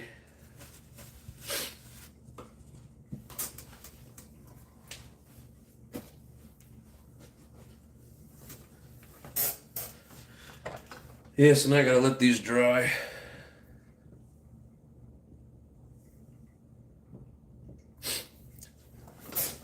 What hobby stores are out there?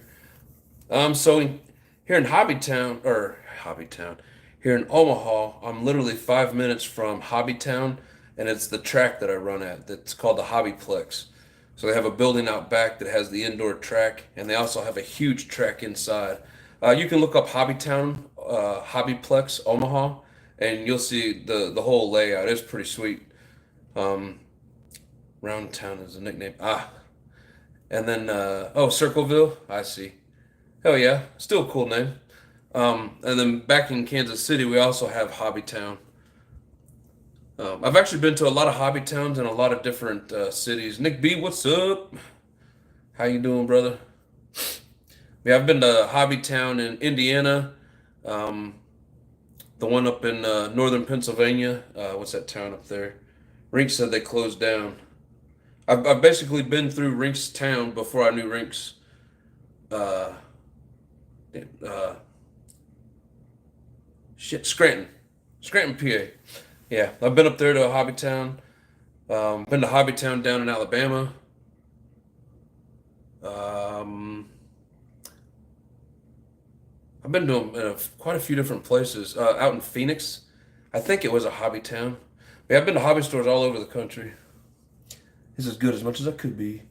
Mentor, 25 miles east of dirty Cleveland, 5 minutes from Lake Erie, 5 minutes from Hobby Town. Hell yeah, you live in the perfect spot.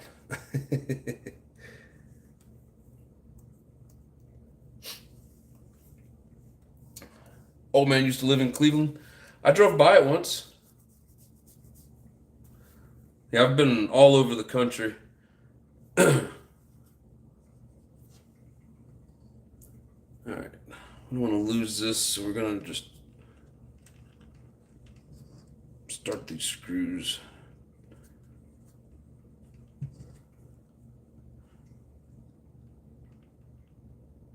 Tomorrow night I'll put the filter in.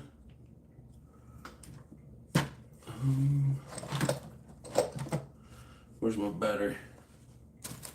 Oh, it's over here somewhere. Where'd it go?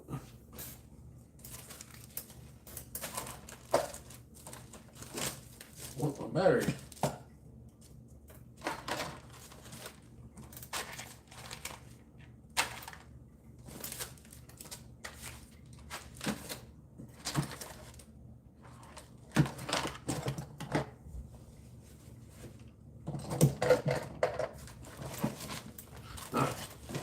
Found it.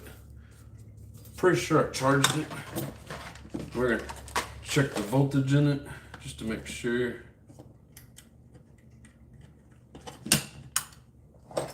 So I know these are full when they're sitting at, it's like 420 volts or 4.20 volts, sorry.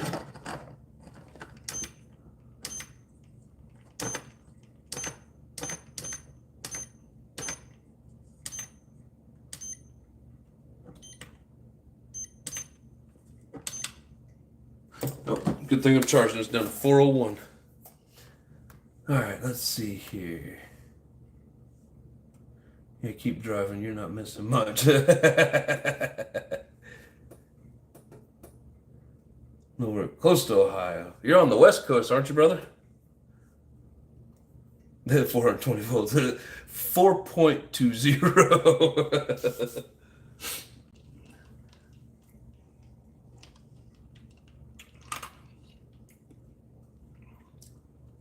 Yes, I got a receiver in here ready to go. Just need the filters to dry, battery to be full, put the body on it, and we're ready to go.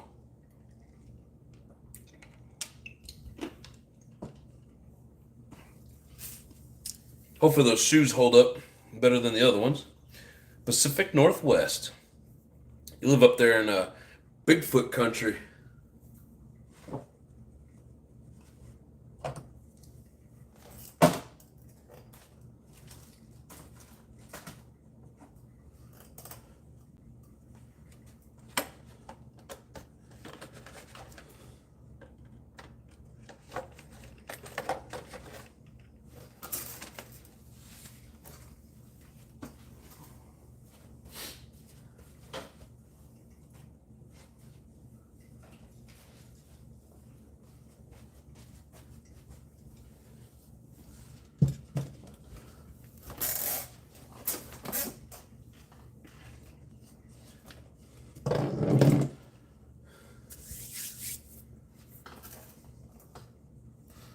You have a great, blessed evening. Got to get ready for work. Graveyard shift for the next 6 days.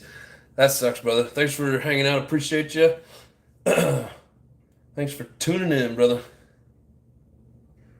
Or the land of the black hole sun. Right? And it's freaking weather. Has all of my babies trapped inside. Damn it, man. Perrysburg, Ohio, here, 15 minutes from Toledo. Nice. Hell yeah.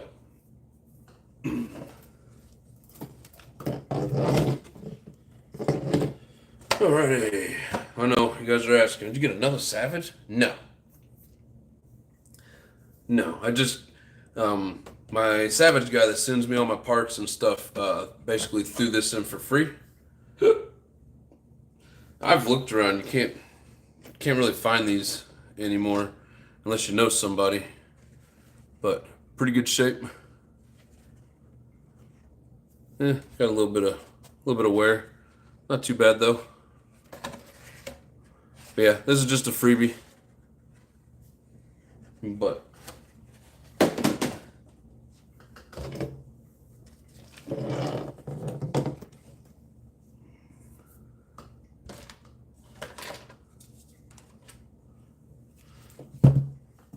alright, so this one needs a couple of things. Mainly needs the battery thrown back in. I like to put little foam pieces in there to help protect the battery.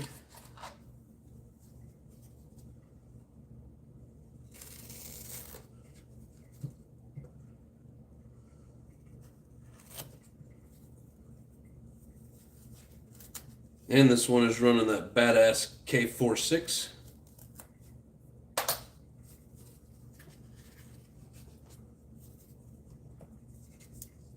And just like most of my nitros, try to run a LiPo receiver pack.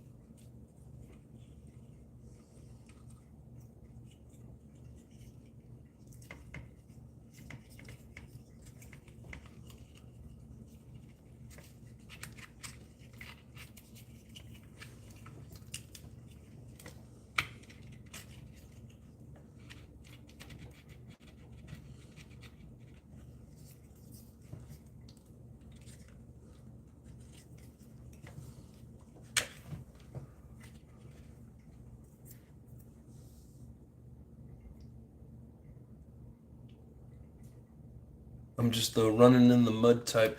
I like running in the mud, I just don't like cleaning them. Had a pretty cool video back in the day. Some people liked it, some people didn't, whatever. Wasn't this savage, but I was flinging some mud in like a rut, kind of like the entrance to a field. It was good times.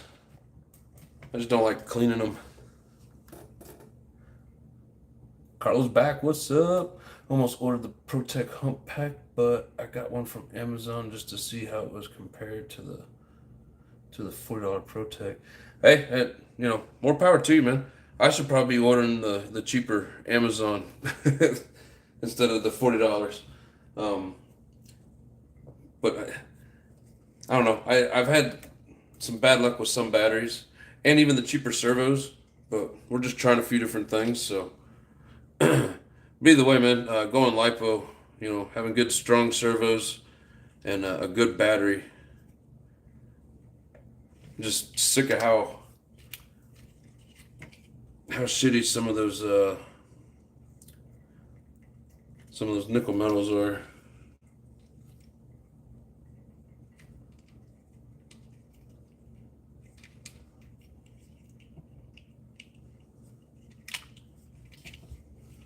Come on. We're struggling.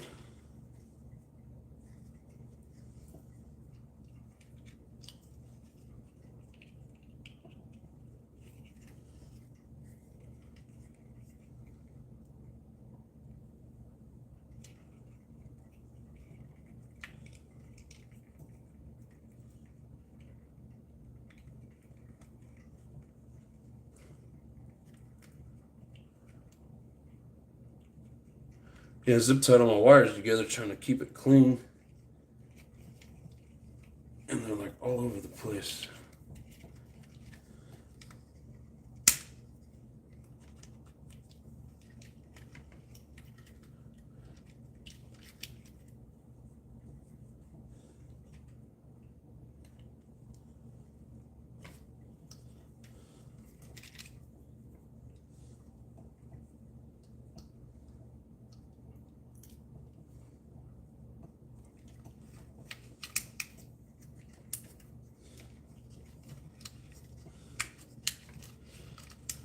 Get in there.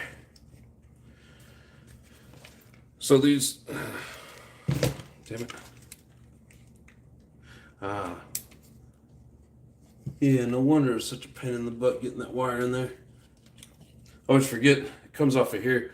These little LED power level indicators are kind of nice, but they make it a pain in the ass to put these back together because all the extra wire.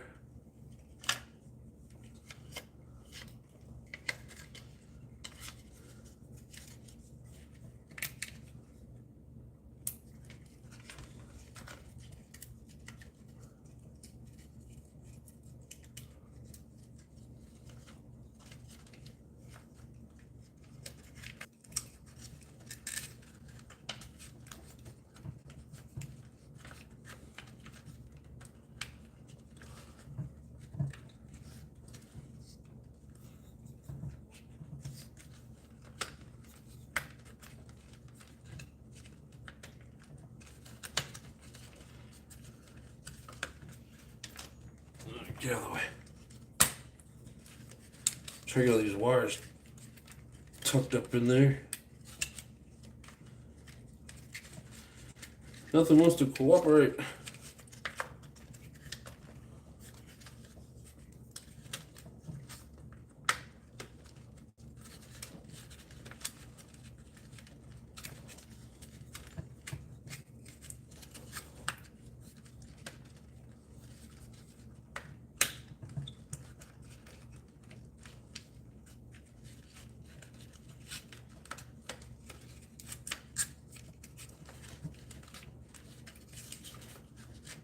Guess we need to throw some more zip ties in there. Come on, what the hell's in the way?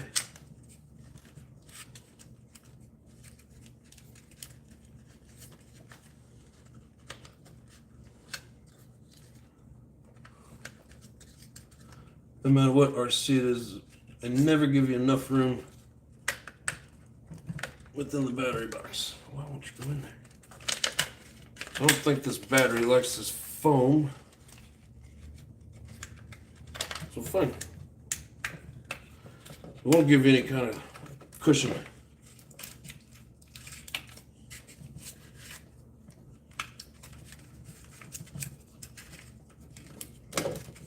Guess I lost my thinner one that I had.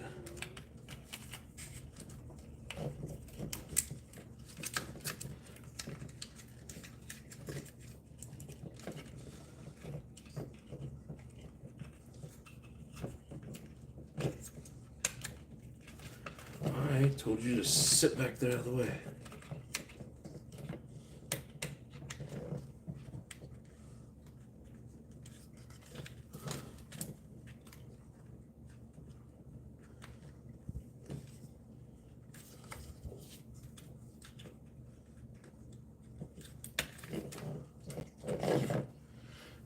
Let's see.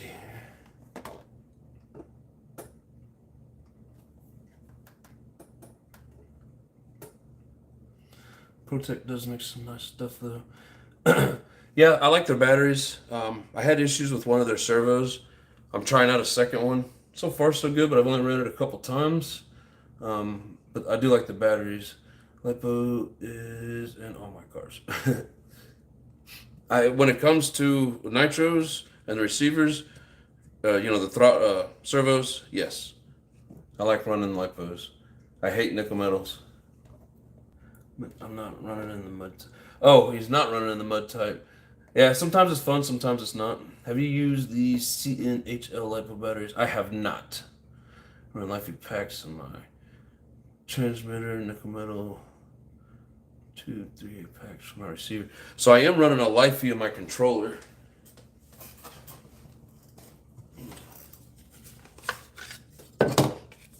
Whether it's a Lifey or a LiPo, better than regular batteries for sure. I really do like this, another ProTech thing. I can, I don't have to charge it, but every couple of runs, I could probably even get 3 runs out of it. I have had it go completely dead on me once.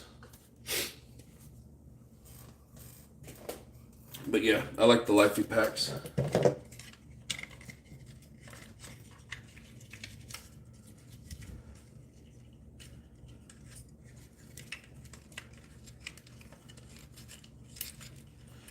Gotta hate these stupid wires. But if I tie too much of it up, it's still a pain in the butt.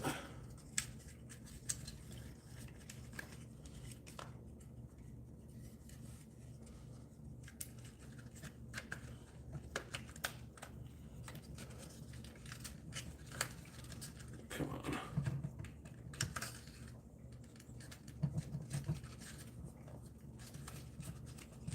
What is stopping it from going in there? And it doesn't matter what you do with these stupid wires. Some of these RC companies need to come up with better ways to. And it ain't just the HPI or the Savage, it's a lot of them. Just come up with the worst way to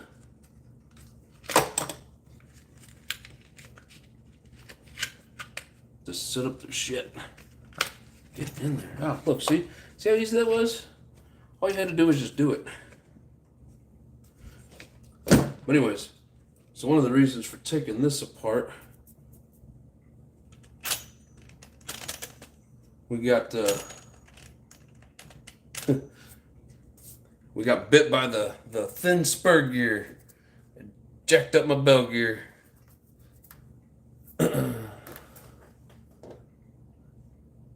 CNHL. I'll have to look into them. I've never even heard of them, but that's awesome. Just wish the shrink wrap on the Protect batteries for receiver was a little thicker. Yeah, I hear you. Seems like it cracks real easy on my server or my receiver packs. What gas RC you looking to get when it comes time? Ooh, I mean, there's all kinds of them that I'd like to have. But and I don't know all the names to them. Like, I would like to have like a 4-wheel drive buggy one day. You probably can't really find them anymore, but like the low C, what is it, the B? Low C B? Something like that'd be cool. But I mean, even just a regular Baja would be neat.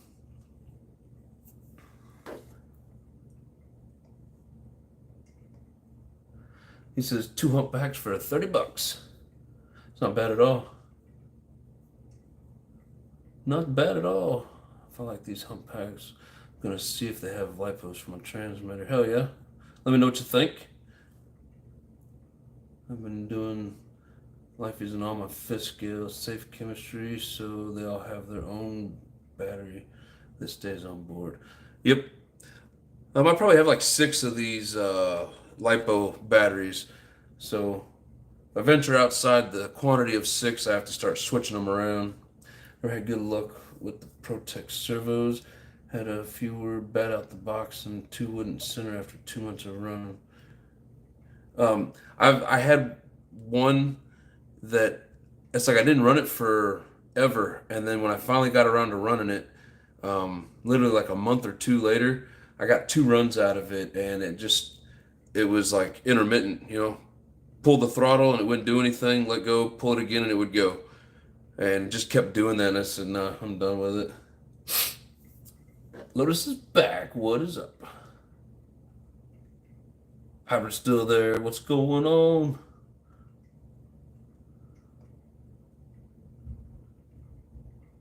About to do some 3D printing for RC parts. Hell yeah. For Futaba transmitter, Futaba recommends Lifey and not Lipo. Yeah, that's what I got in my Futaba. Is the Lifey. The B is great. Discontinue though. Effing Horizon. I know, man. I want one, but you know, people ain't getting rid of their shit. It's the only way to get it is to find somebody wanting to get rid of it. So if anybody ever comes across somebody trying to get rid of it, let me know. See where I'm at. Let's see. FRC is my servo of choice. I've never heard of those either. I'm putting up a servo mounted design for 3D printing on Thingiverse. Never heard of Thingiverse either. That's funny shit. Alright. So we do need to pulling this apart. Because I definitely want to take this truck and run it this weekend. But like I said, the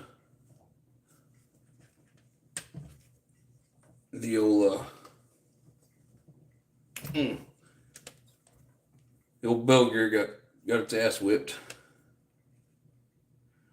Got chewed all to hell.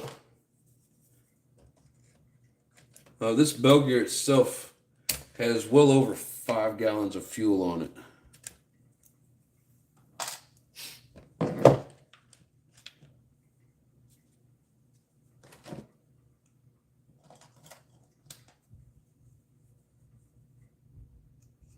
I brought all kinds of presents home. Yeah, the weekend before last, I took this out to that same field.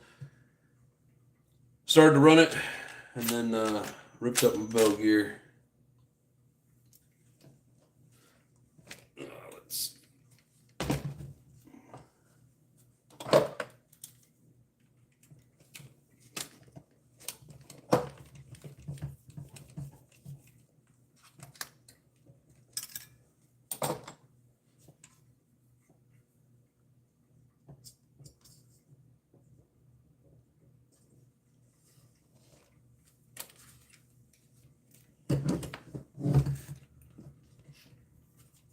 Actually,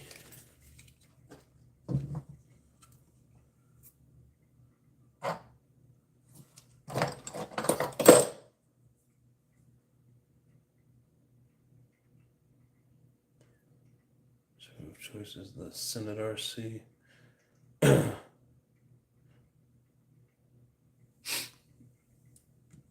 Yeah, I've heard of Senate RC, but I've never had anything from them.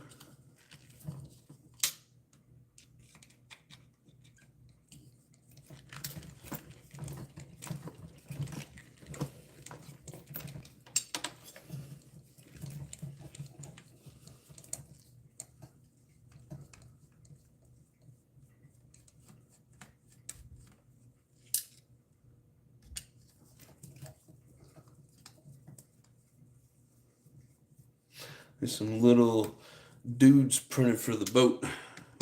What do you need printed for the boat? Rocky Mountain, keep it from falling out watching this. Beat down from work, I guess. It's all good, brother.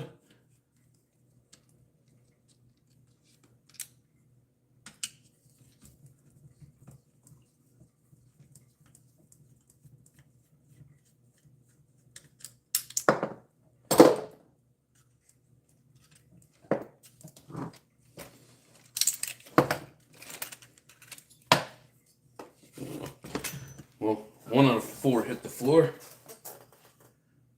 Oh, where'd it go?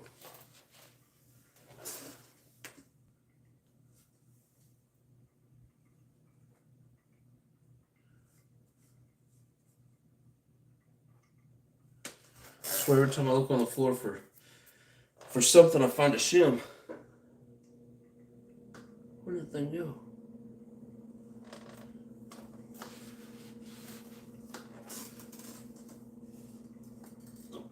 Right there.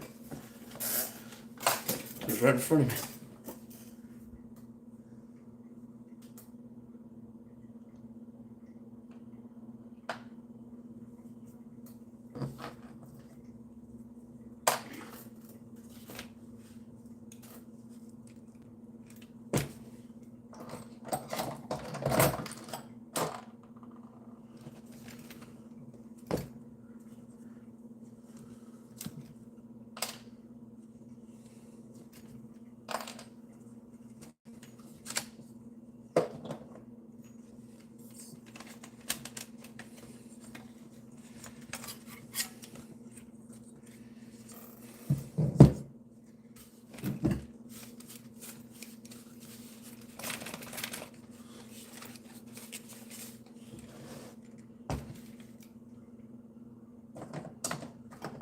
I must have dropped the second one when I picked up the first one I dropped.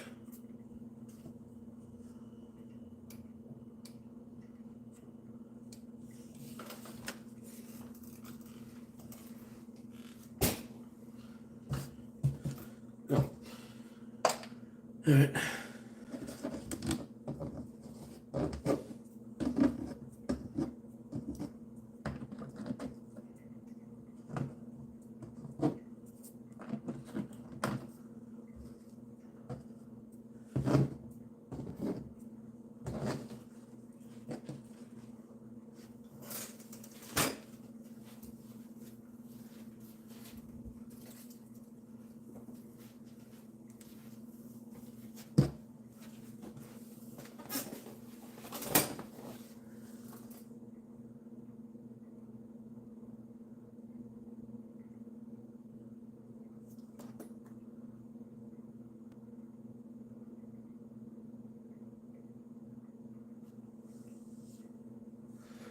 Are we going to be selling them nylon hard to find parts soon? Hell yeah.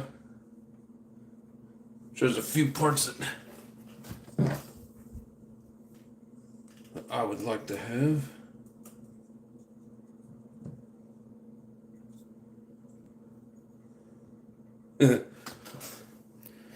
Yeah, so that bell had at least 5 gallons on it, maybe more.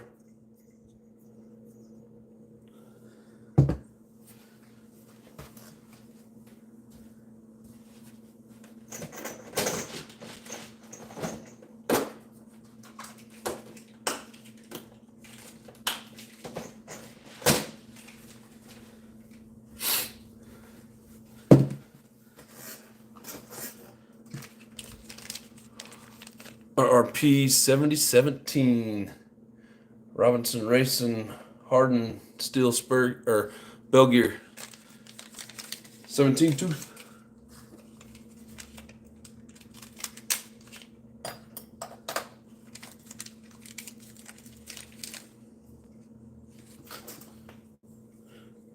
Look at how pretty that is.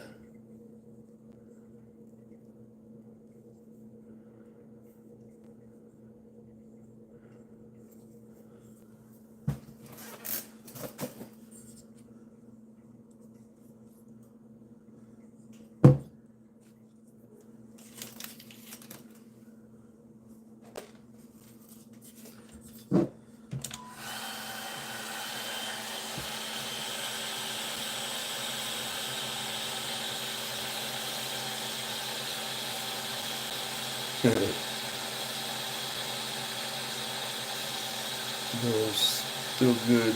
Spit and shine. No. Put some goodies in your box, bro. Soon. Oh, hell yeah, pizza. I forgot about that, man. Thank you. I do appreciate it, brother. Really do appreciate it.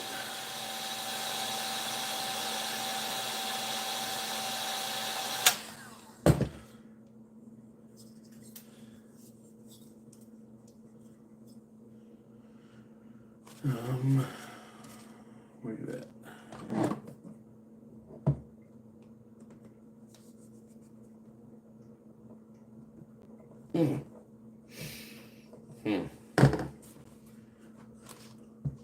Wonder if a little bit of Impacto probably just gonna make it worse. Probably gonna be 2 screws that I strip out today.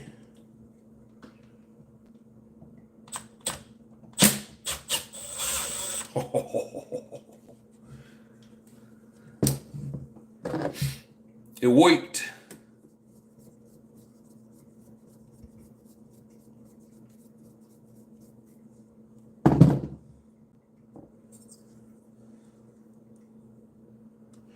Yeah.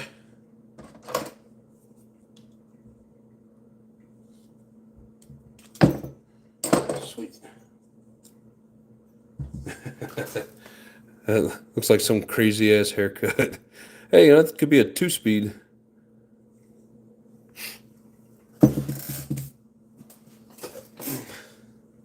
Need fire, not heat gun. No, heat gun. Heat gun works just fine.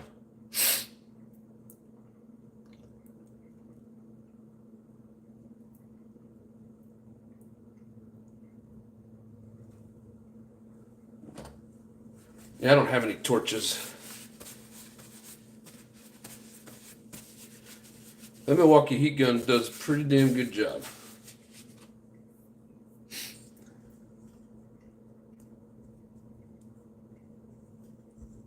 And it looks like my clutch shoes are still in good shape, so that's a plus.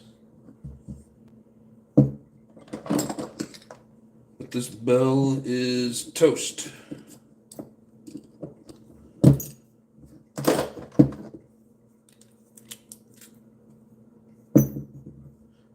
And I think this is one of those HPI hardened gears. It lasted for a while, but eventually these do wear out as well. Or that, or I don't think I don't think the engine moved, messing up the mesh. I think it just finally gave away and it just chewed it. But this should last for quite a while. These Robinson Racing bell gears are pretty nice.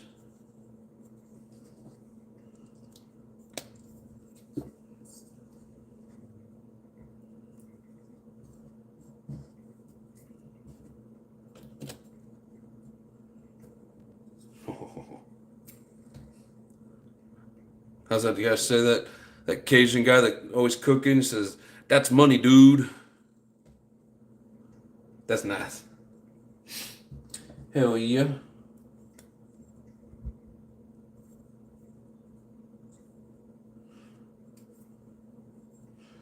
Alright, so we need to take off the shim.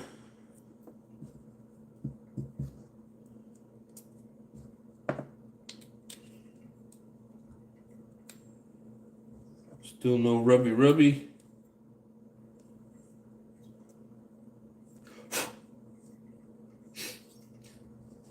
we can get that. Oh, wait a minute. You can still go down on there further. Come on, get.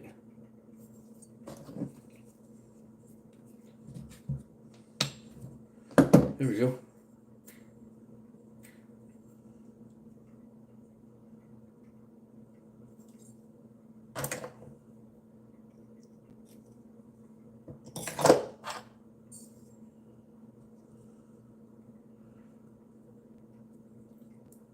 Make sure she works like I want before I put the old locking goo on there.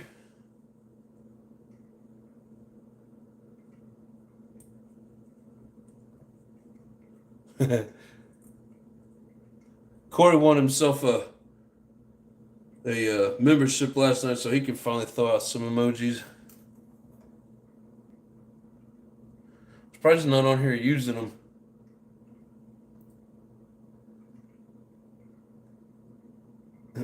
Fire. No, it wasn't no scratch. It was a rough choice between burritos and nitro or pizza. Fat dude problems. I know the feeling.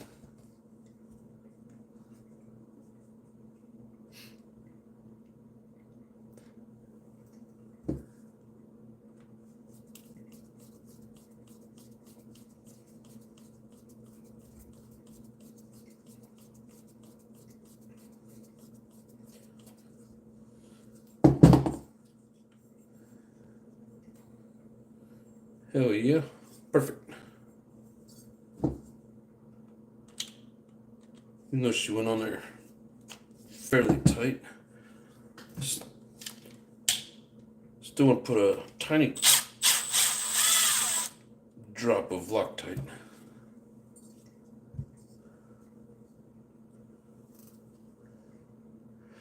Man, we all need to meet for a cookout nitro bash. Ain't nobody chasing the runaway. Oh, look at it go. Did you get that on film?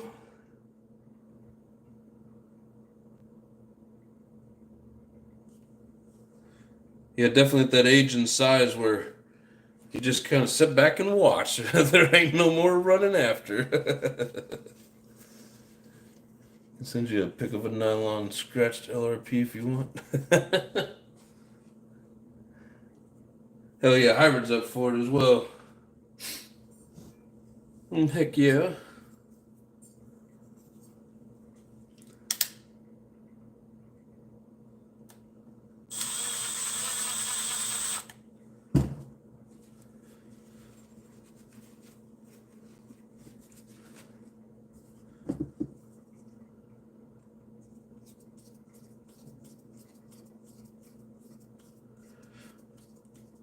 Well, I got like a nice indoor track.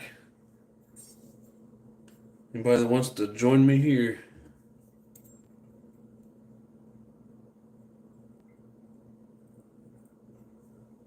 Hope that bell don't sit out too far to hit that spur gear properly. That's trash. Nitro Bash 2025. Hell yeah. How about I gotta save up for that bridge toll? Now, Hyper needs to get out of New York so we all don't have to pay. Like, one person paying it is a hell of a lot cheaper than all of us going there and paying it. We need a centralized location.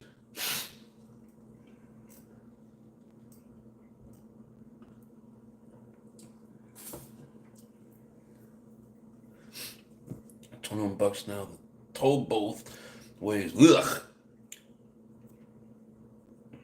Yeah, the one time I drove basically to New York City, but I parked across the river in Hoboken, Jersey, and parked the van for like, it was just as expensive, but at least I didn't have to drive around and all that madness.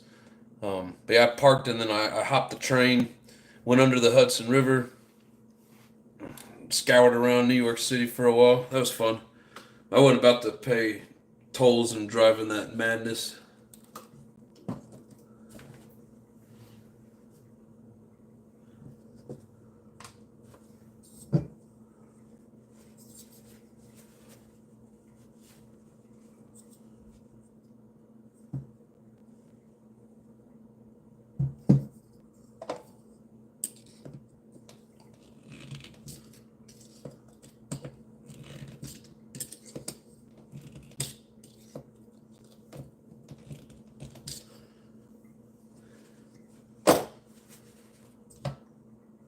Well, she's dirty, but she's going back in just like she is.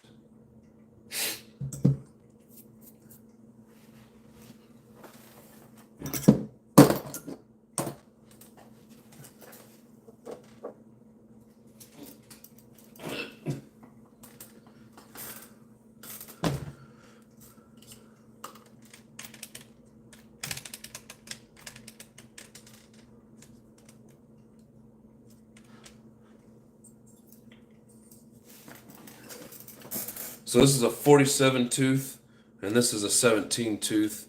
So I could step this up to an 18 for even higher speeds, or even probably a 19, but I'm not looking for that much high speed.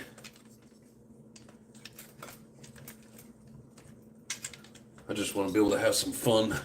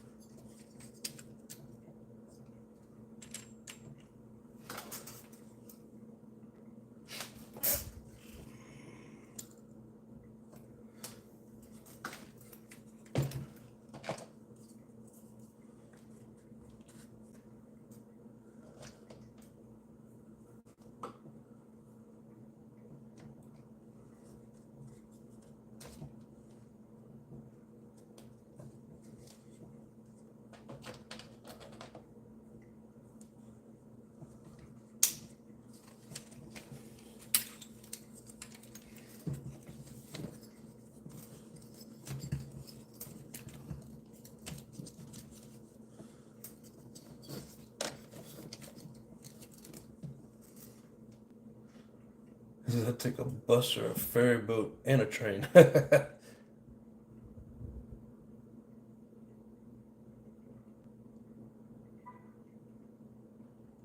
right, like $40 in total. That's crazy. Rule 1, never drive to the city. Right. And I didn't. 49cc 5B scooter posse rolling up. Yep. Your buddy that you were bashing with, is he on here? He asked me the other day what the channel name was and what the thumbnail to that video we did. I don't really talk to him about that much. I've sent him some videos just for him to check things out, but I really don't know. And if he is, he has never like openly said anything to me. So I'm just gonna assume not.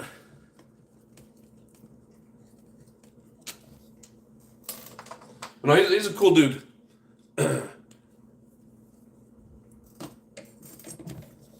Like, he likes RC as much as we do, but I don't think he has the same addiction that we do. But don't get me wrong, he'll get addicted to things. He's a collector of Legos, and he has a lot of Legos.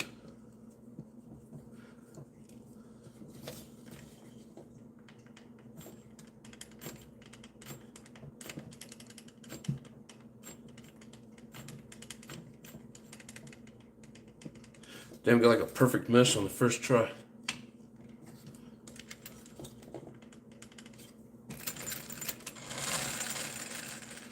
We're just gonna roll with it. Not because of NA. Yeah, making old Nick B fall asleep out there. Good night, brother. Take it easy. What's crazy is he makes that the check every weekday, rain, sleet, or snow, and -5. Oh, you talking about hybrids track to work?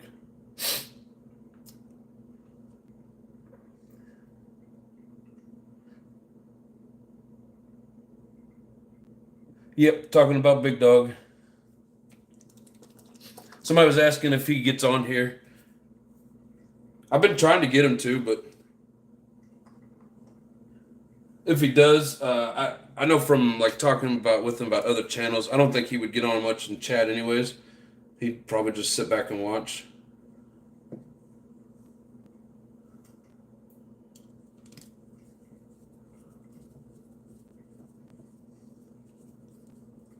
Have to be addicted to watch a guy tear down savages 3 nights a week. Well, I'm glad I got you guys all addicted. That's freaking awesome.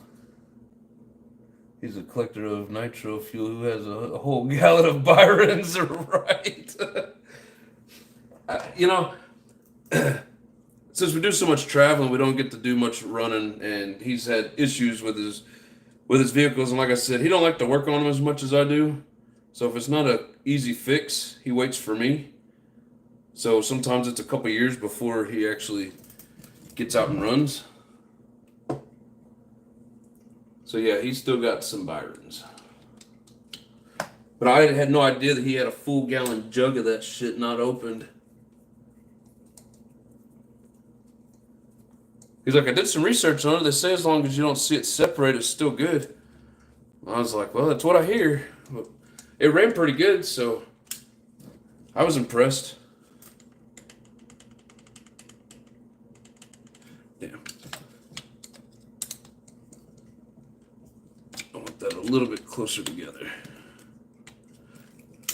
Yeah, not many people anymore have Byron sitting around, that's for damn sure.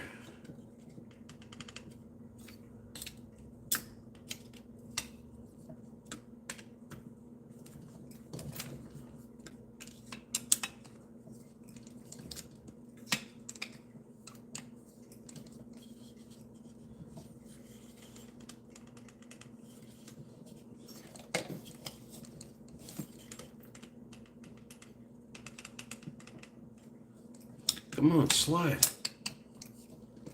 Slide, you.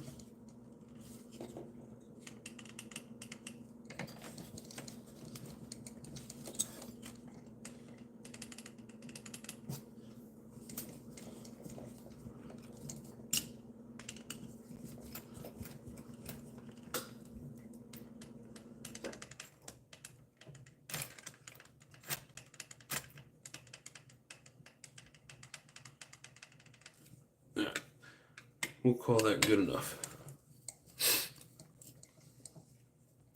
I mean, it's crazy about his Legos. It's pretty cool, though. Yeah, he builds little cities. He has, where there's 1 gallon, there's 2. Nah, he didn't have 2, but that's funny.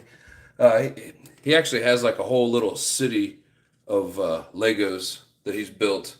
And like one of those, like it's like a mountain that he mines. And he has it set up to where It's never ending.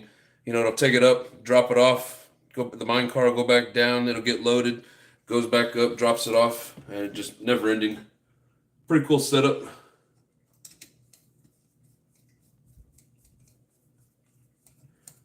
Definitely got a ton of Legos.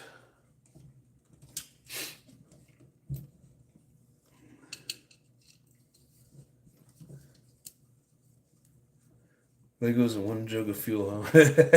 Yep. He could be creeping right now. He might be.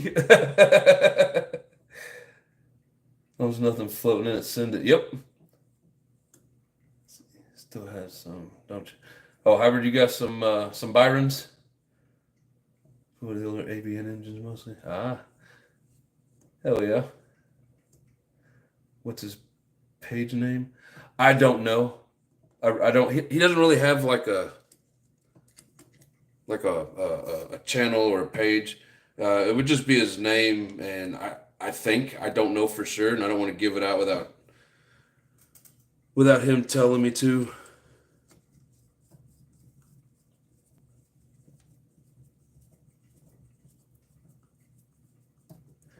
Have a bottle of Byron's Lube Booster.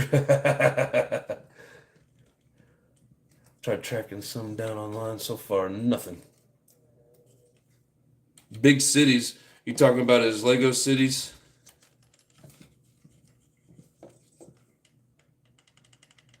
Crazy about pretty African women.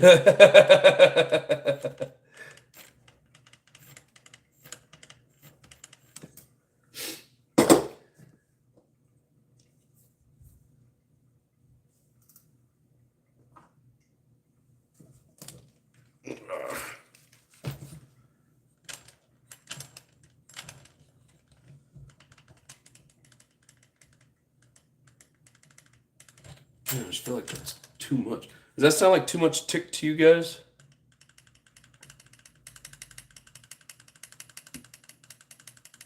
Almost sounds like too much.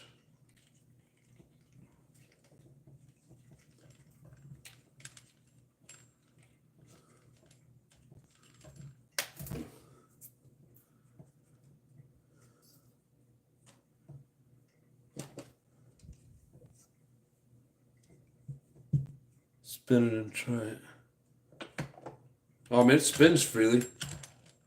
I just always worry about having too much play between the gears. I don't want it breaking them off. But yeah, his city is pretty damn big. And I'm crazy. I mean, it sounds good moving it. Not worried about that. I was always worried about it being too loose.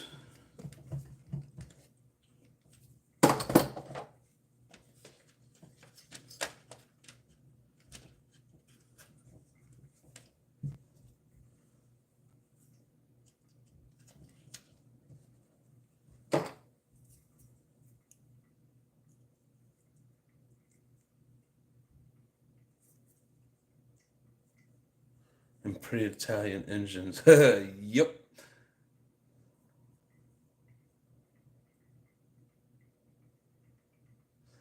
I'm saying check the tick, spin it a quarter turn, and check the tick again. Oh yeah, I have been. You can't really see me doing it, but I'm constantly rolling it around and checking all the sides. And it sounds the same all the way through.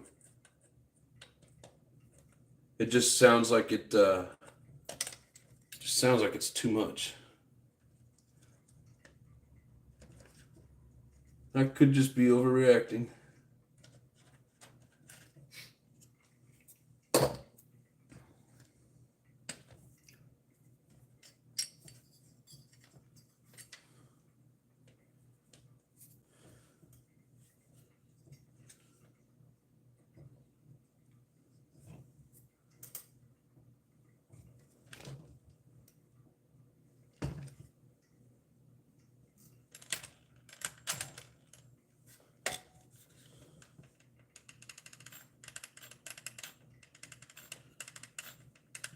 Yeah, it's the same all the way through. Have a good night, baby doll. Talk to you later. Sounded okay to Travis? Hell yeah. I think it's good. Just like I said, I always worry about it being too much. I don't ever worry about it being too tight, just because I won't let it be that tight. I'll always leave it out a little bit.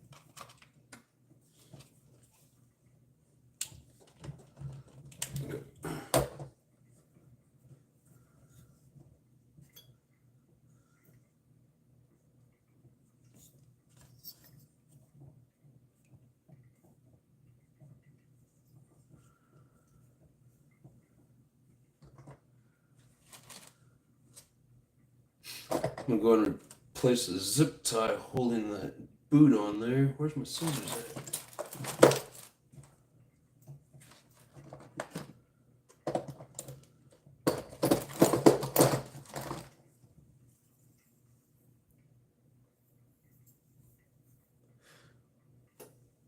If it is that Robinson bell, let you know when it eats the spirit, right? That is a true statement.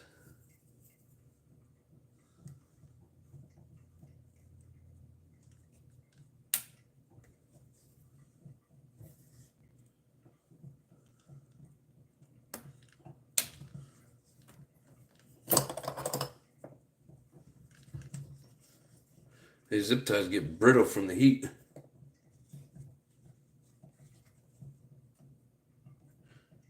Oh.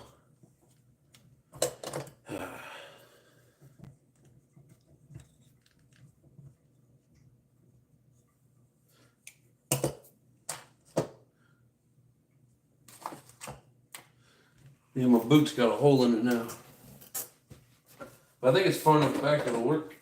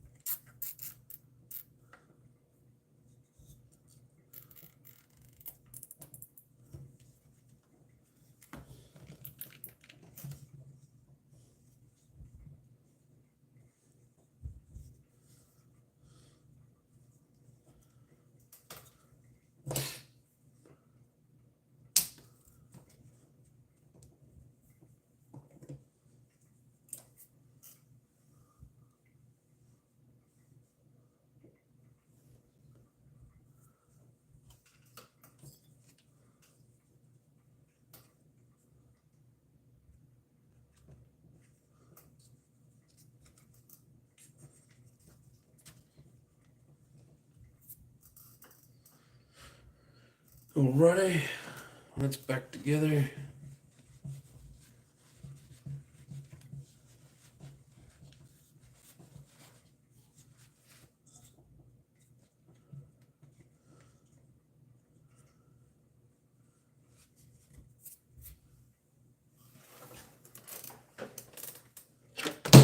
Ooh, that was close. You know what? I better make sure I have it all set up right.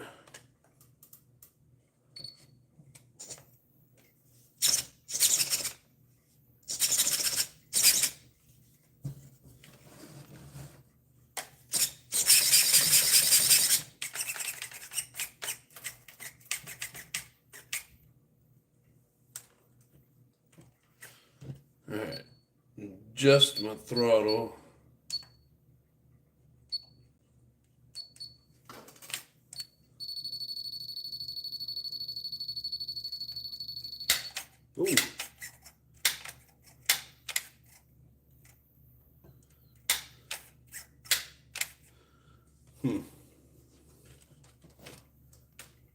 definitely don't want that.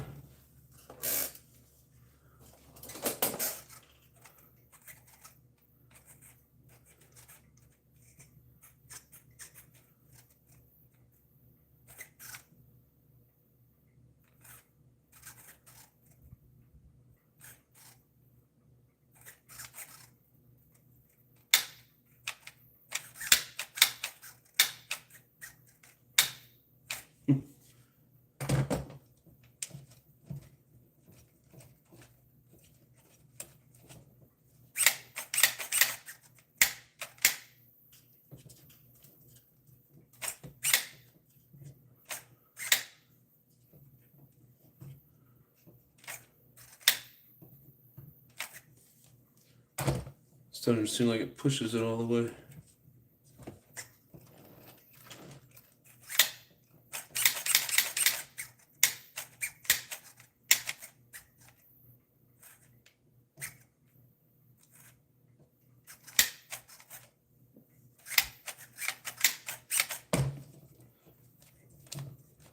I doubt it'll get stuck in there, but at the same time, I don't want to take that chance.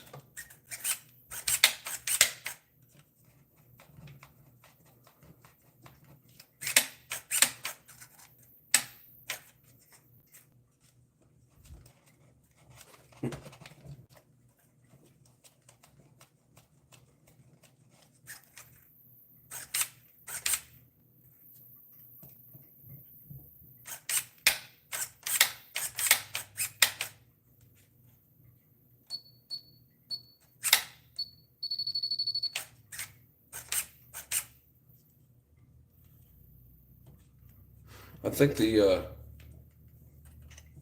plastic in here is getting damn it, I want to take that cover back off. It's such a pain in the ass.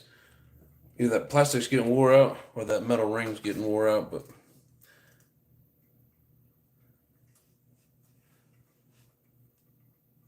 oh yes sir, Richard.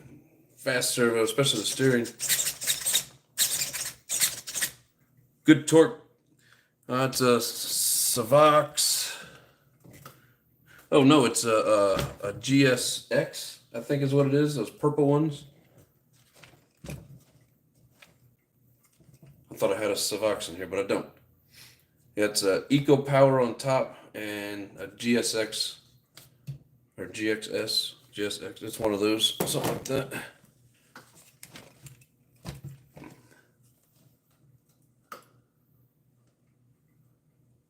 GX. 40, I don't remember if it's 43 or 45 kilograms. I think it's 45 or 42, something like that. I don't know. But anyways,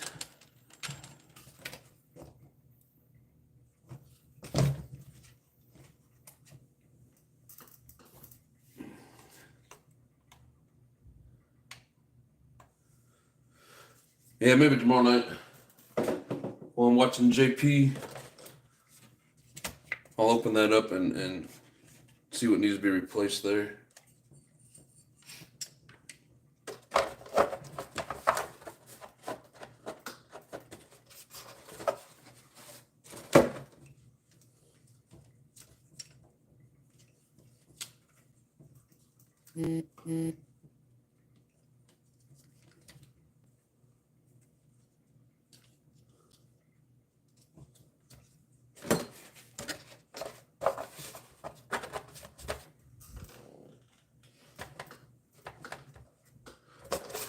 Actually, don't need to be up quite that high. Trying to keep it to where this roll bar is not pushing on that body.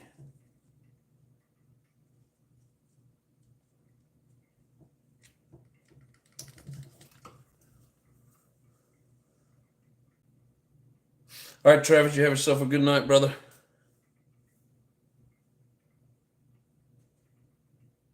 Love Hershey's ice cream.